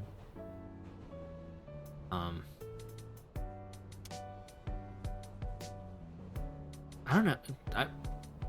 I could still see that happening. But, there are other people around me who were fighting for Lloyd. I didn't need to fight that fight. I think even though I don't have any attachment to Sora myself, I was fully expecting him to get in.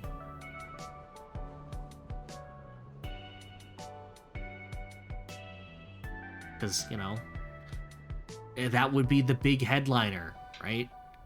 And I thought it was going to be the end of DLC Pack 1. But I was validated the second one, so here we go. Who else? I thought Shadow was going to get in as an Echo Fighter, but then they ended up not really doing much with Echo Fighters. Like, they introduced, like, what, 3 this game?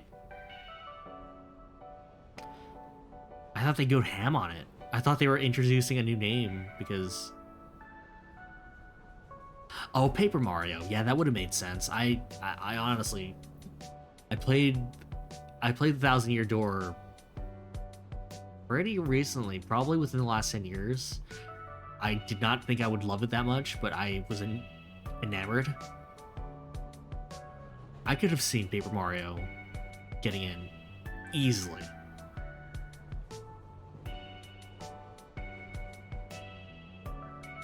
Because people think it's gonna be like a clone of Mario, and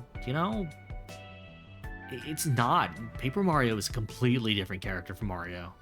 Especially with DLC characters in Smash, modern DLC characters, they play completely different. They play accurately to their game. The 1,000 Year Door, the 1,000 Year Door holds up really well. It does. Oh my god, that game was so funny.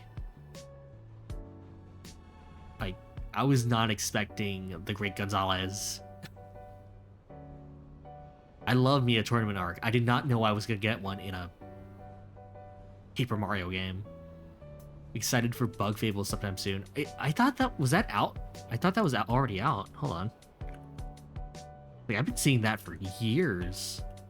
But I was completely convinced that it was already out. Oh, it is. Oh, backlog, sorry. The only real somewhat echo pick you choose for Smash Bros would be Octolings. Yeah. Yeah, I can say that. That was a pretty good, that was a pretty big request too at the time, I think. I don't know. We're at that point in Smash Brothers where everyone, like everything is kind of represented well, that I don't really know if I have any dream picks at this point. Like, personally.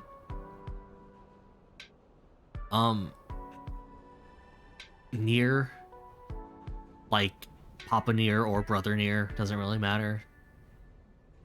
I'm only really saying that because I'm not sure if 2B could get in, but you know, Bayonetta exists.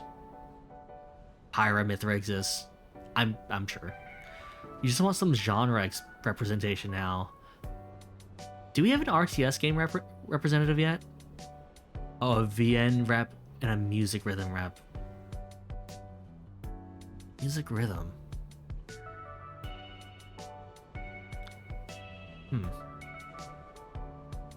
Music rhythm. Sorry, I thought that said puzzle for a second. Now it's just like, oh yeah. Arl? Is that name? Yeah.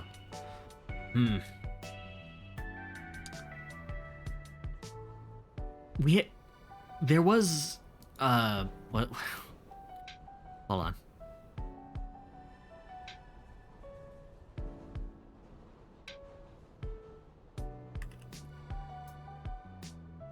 The person who made it said that Knight's moveset would be very aerial based, considering how the character flies is airborne. That only makes sense. You're right.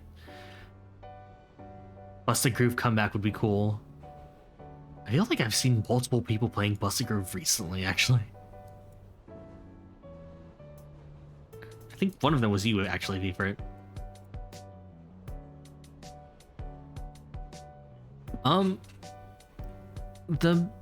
What was that detective game that I was thinking about playing? Famicom Detective? Yeah, Famicom Detective Club had a character trophy in Melee, and I thought it was, yeah, the Switch remakes. I thought it was gonna, like, it's more relevant now than ever, honestly. Like, this random trophy of a girl in a school uniform. It looks nothing like that now, though. Play through one of the two. Quality. Okay, that was actually going to be one of my first games I wanted to play on stream, but I never got around to buying it. Because I thought, you know, first stream game, I don't want it to be too wordy. I want to, like, carry the game itself somewhat. And then I ended up playing 13 Sentinels. Found it, though it's a bit lengthy watch, so maybe save it for later viewing. Oh, sorry, Octo, I don't have likes enabled. So I will assume that I can type in Knight's moveset Smash Brothers, and I will find it pretty quickly. Though I guess there are I guess there are a lot of videos like that on YouTube.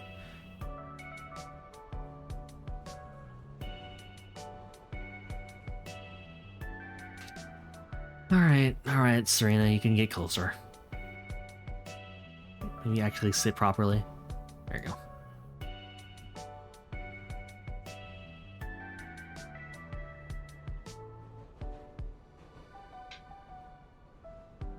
Yeah, I want to get to that at some point.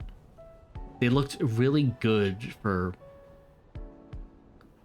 what, remakes of visual novels on the Famicom. It's like all arted up and everything. It's not what I expected.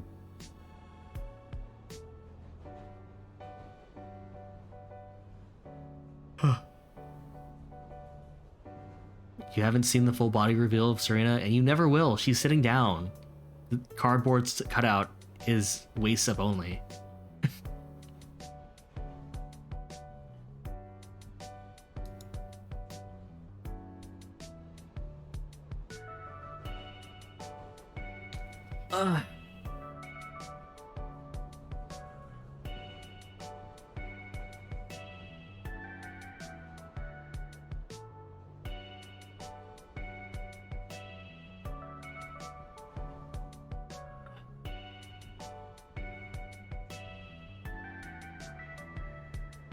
You'll give me the slight Cliff Notes version for now. Knights would be, like I said, very aerial based, drill, acrobatic, etc. in their moveset. Yeah, that makes sense. There's only so much that Knights did in their own game, right? Loop-de-loops, drill moves. I'm gonna be perfectly honest. Knights was kind of like I played a lot of Knights when I was younger, but that was like, it's a fever dream for multiple reasons for me. Paralooping.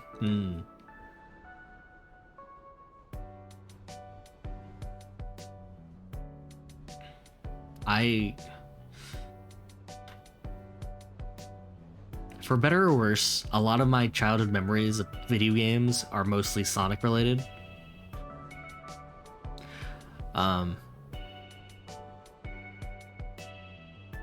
Sonic Adventure 2 was probably my favorite game when I was younger. And then at some point I was just like, you know what? Sonic Adventure 1, I kind of like that vibe a lot more.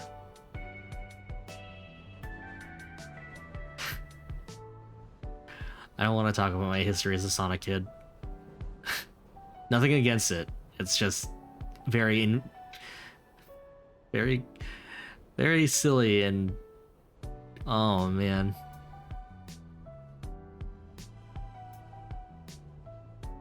Like, it was weird of me to make the whole Sega's gonna be the best game company out there. It's gonna beat Nintendo hands down. Like,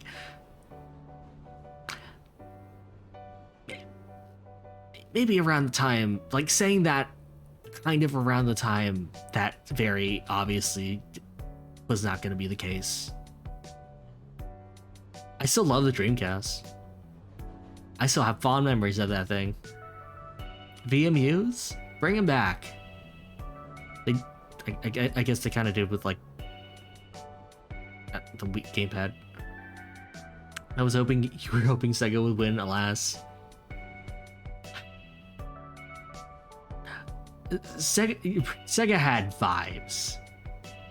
Bring back Shao Garden. I wish.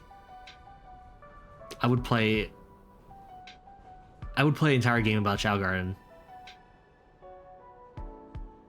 Been debating re-downloading PSO2 for streams or something. PSO2, like, I did not realize how big of a following it had with like people who just needed something to like do in the background, right? Because I've always heard about the PSO2 grind being long and for the most part fruitless, and I always thought that was like a dig against it. I did not realize that that's most of what people go for in that game. And because I was someone who, like, once the game came out over here, I've always heard all these good things about it. I might as well try it out. I got to that point and then I immediately dropped off because I was just like, I can't stop. I don't know if I can keep farming these bursts. Like, this is actually kind of like, I'm just rolling around with these other like 15 people rotating around this map.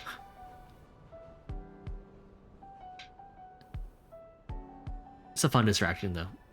You listen to music and fight with style. Pretty much go back to 14. Like, but you know, at the same time, I just talked about, I talked about it maybe a few hours ago. I just talked about how people like Dynasty Warriors and how them getting shit on for that was kind of shitty in itself. And I don't want to discourage anyone from liking what they like. I'm not even saying I didn't like the grind in PSO2. It was just terrifying to think about. I think I saw someone recently who was just like, I want to get back on the PS2 grind because I need something to do while I listen to podcasts. And yeah, that's fair. PSO2 is more about customization though. You're not wrong there. I spent a lot of money on goddamn the market glamour market. Which is weird because in Final Fantasy XIV, I have stuck with the Red Mage outfit for years. One character you pondered wanting for Smash Bros. Was Spyro. It's like, yeah, that's a Sony thing. I doubt he'd get thrown in. Spyro didn't even get thrown into the Sony Smash Brothers, which is surprising to me still. Honestly, I'd have no attachment at all to Spyro. I could see him easily getting in. That would have been such an easy pull.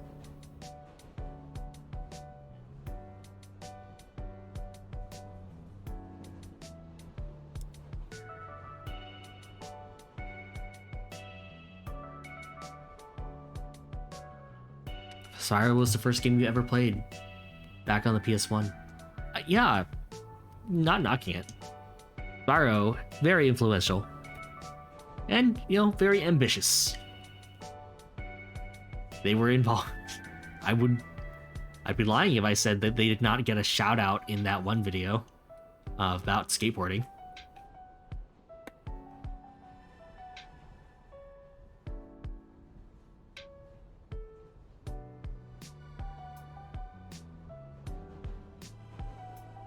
You know, as a bouncer, I'm not really in front of a door very often. I'm just kind of noticing that as I see the city skyline kind of pass me by.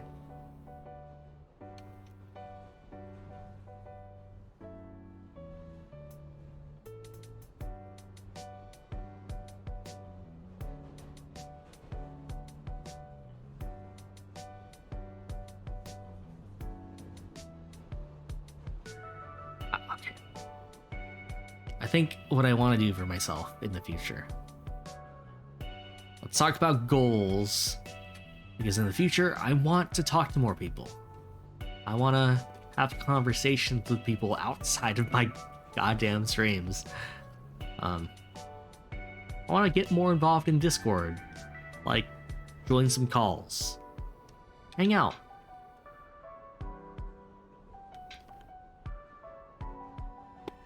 Want to meet more people in this sphere. Sorry, I've said scene too many times. I wanted to switch it up.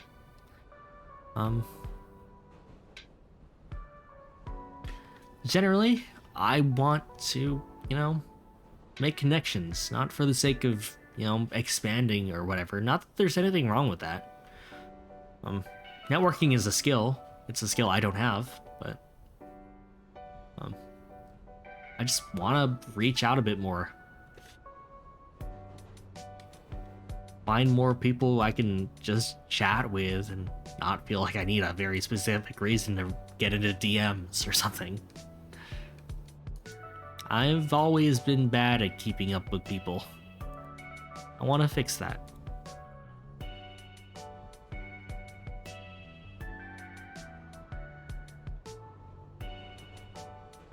Same. Always say you're going to network better than just fall asleep. Big shrug.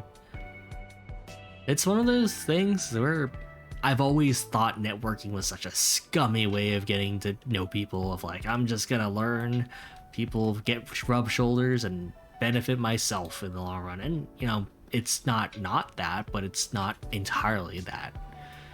I want to make friends. I want to make friends and genuinely take interest in what other people are doing. But, you know, we can only know so many people, and it's impossible to befriend all of them. Like, sorry, that's a weird way of putting it. That's not what I meant. It's a major task trying to keep up with like as many people, like everyone, you know, right? And, you know, networking is more than just, you know, rubbing elbows with people, trying to get into circles and self-promoting. It is, you know, making connections that benefit both parties. And, you know, it could blossom into friendships. But I'm also just bad at plugging myself in general, I guess. anything that takes self-confidence, hard. Kind of hard.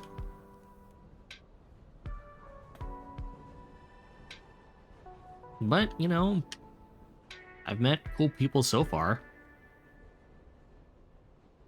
I don't know, I don't really have any reason to be afraid of potentially meeting bad apples in the future. Might as well keep going for it while I can. Or I could just collab with myself over and over again.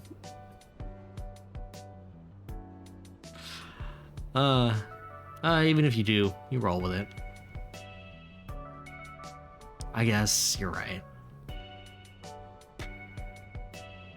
I've already been talking about moving on from bad things. It happens, subsides, and everyone moves on. Yeah, I guess I won't know until I get back into it, right? Why is interacting with people so nerve-wracking, even though it's probably... Oh, well, depends on who you are as a person, I guess. It can be hard. It can be scary. Or it can be easy. Or somewhere in between.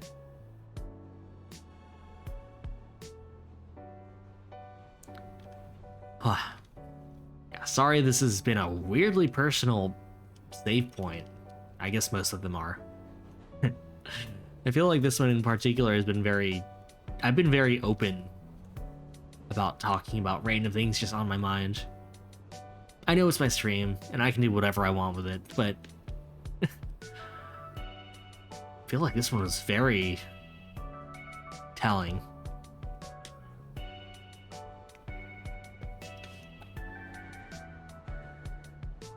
I want everyone I know who is being a VTuber, doing some streaming, doing stuff like that. I want everyone to continue doing their thing and developing as a content creator, or if you hate that word, that term, a creator in general. I like seeing people find their grooves, find their jams, find their vibe. And, you know, I want to keep up with them too. I feel like the one thing I got going for me is, I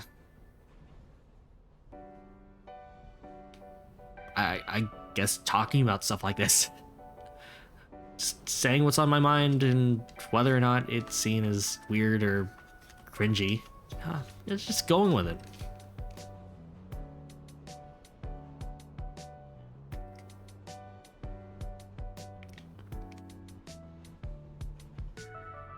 I want to be the type of person that my younger self probably thought he was, but in actuality was not. So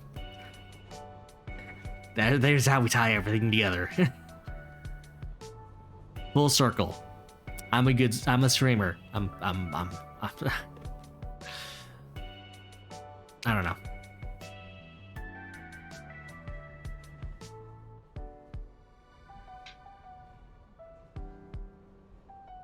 Because, you know, even if I don't know a lot of the people I watch personally, the smaller streamers I watch, like, I find myself rooting for basically all of them, hoping they find their audience. And, you know,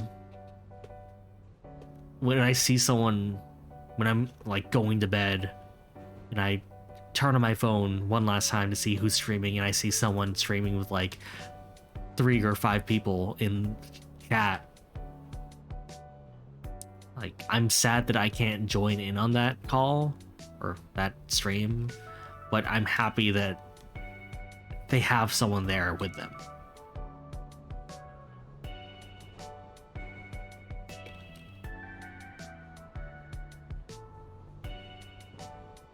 So, yeah, one day I'll have a stream where I don't get all sappy. I gotta find something else to talk about. Only takes a few regulars to make it worth it. Yeah. Again, everyone has an audience, and, you know, just a matter of finding them or them finding you. Like I know a lot of VTubers who tend to pop in every now and then, and I know that I don't expect them to jump in every other stream because you guys are also streamers. Work on yourselves, please. I can talk about Nijisanji, you're right, I could. Very astute of you, Beefrit. So Pomu, right? VTuber.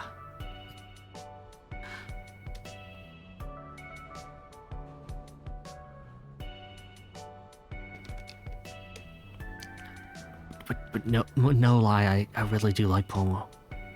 Pomu's pretty good.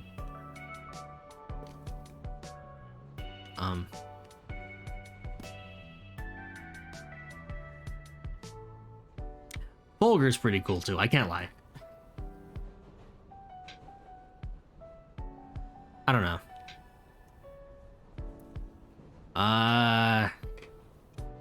Is that my thing? Just getting very emotional about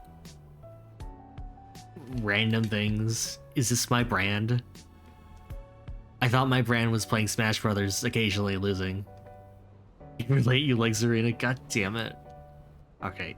Okay, she goes back into the bag.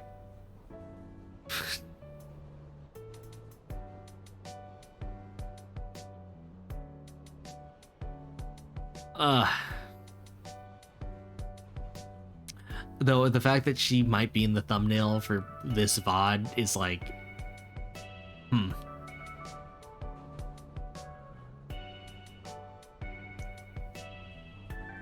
Honesty isn't bad. I guess not.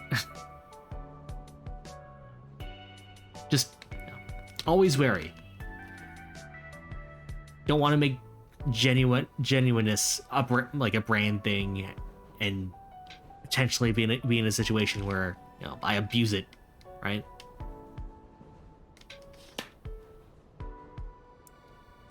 It's another big fear of mine. Little innocent things that I do being taken as weirdly hostile or manipulative. That's okay. We'll end it on this as a non-serious segue, but that's why I always type in caps, right? Usually whenever things that I'm excited about are happening, I type in caps because, dude, I've had this discussion before. I feel like periods are terrifying. Like on social media, on Twitter, you end something with a period, or like it's why like our parents end things with ellipses a lot, like dots. I found out that it's because they think, a lot of older people think that that's like not as threatening, and I feel like that made me reinterpret a lot of texts I've gotten from my mom and dad. like do you want to go to dinner? Do you want to meet up for lunch? It's like, they're not sad. They're just trying to play it off. It's not do you want to go to dinner and hang out? It's do you want to go to dinner and hang out? I don't know, whatever.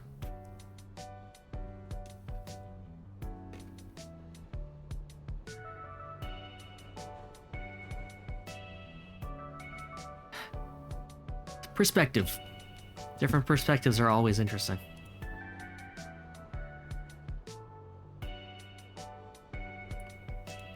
I guess one important perspective is laying down and looking at the ceiling, because that's probably what I should be doing right now. Because I'm tired. And I need to go to sleep. And I've been streaming for 4 hours. But hey, what else is new? Anyway.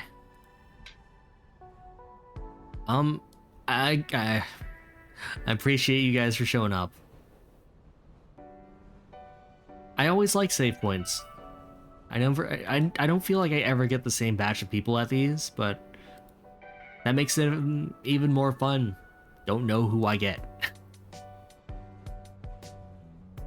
Don't know who I get to talk to. And I always get different people's experiences on things. Thanks for the stream. Thank you for showing up, Fig. I hope you have a fun time. It was weirdly philosophical at points, weirdly about video games at some other points. But hopefully it was a nice first stream. Thank you for the stream. Thank you, V, for it. It's always fun to see you around. Thanks for the stream. You're now full of potato and going back to bed. You sailed around for a long time, Doran. Thank you for showing up. Please get some rest. I would like to plug Vfrit and Doran right here. They are both streamers, VTubers, fellow VTubers. And they are pretty cool people, and you should watch both of their stuff. Thank you very much. Good night and good luck. Alright. Well, thanks for coming, guys. As always, I've been Sorencaster. This has been your regularly unscheduled save point. And until next time, I've got to bounce. Later, friends. Just tier sub Thorin K things.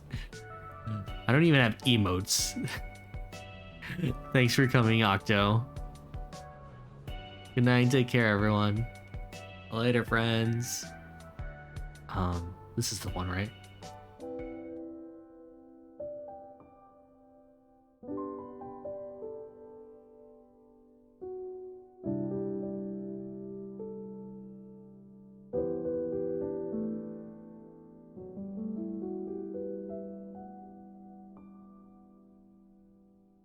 Yeah, that was the one. Nice. First try.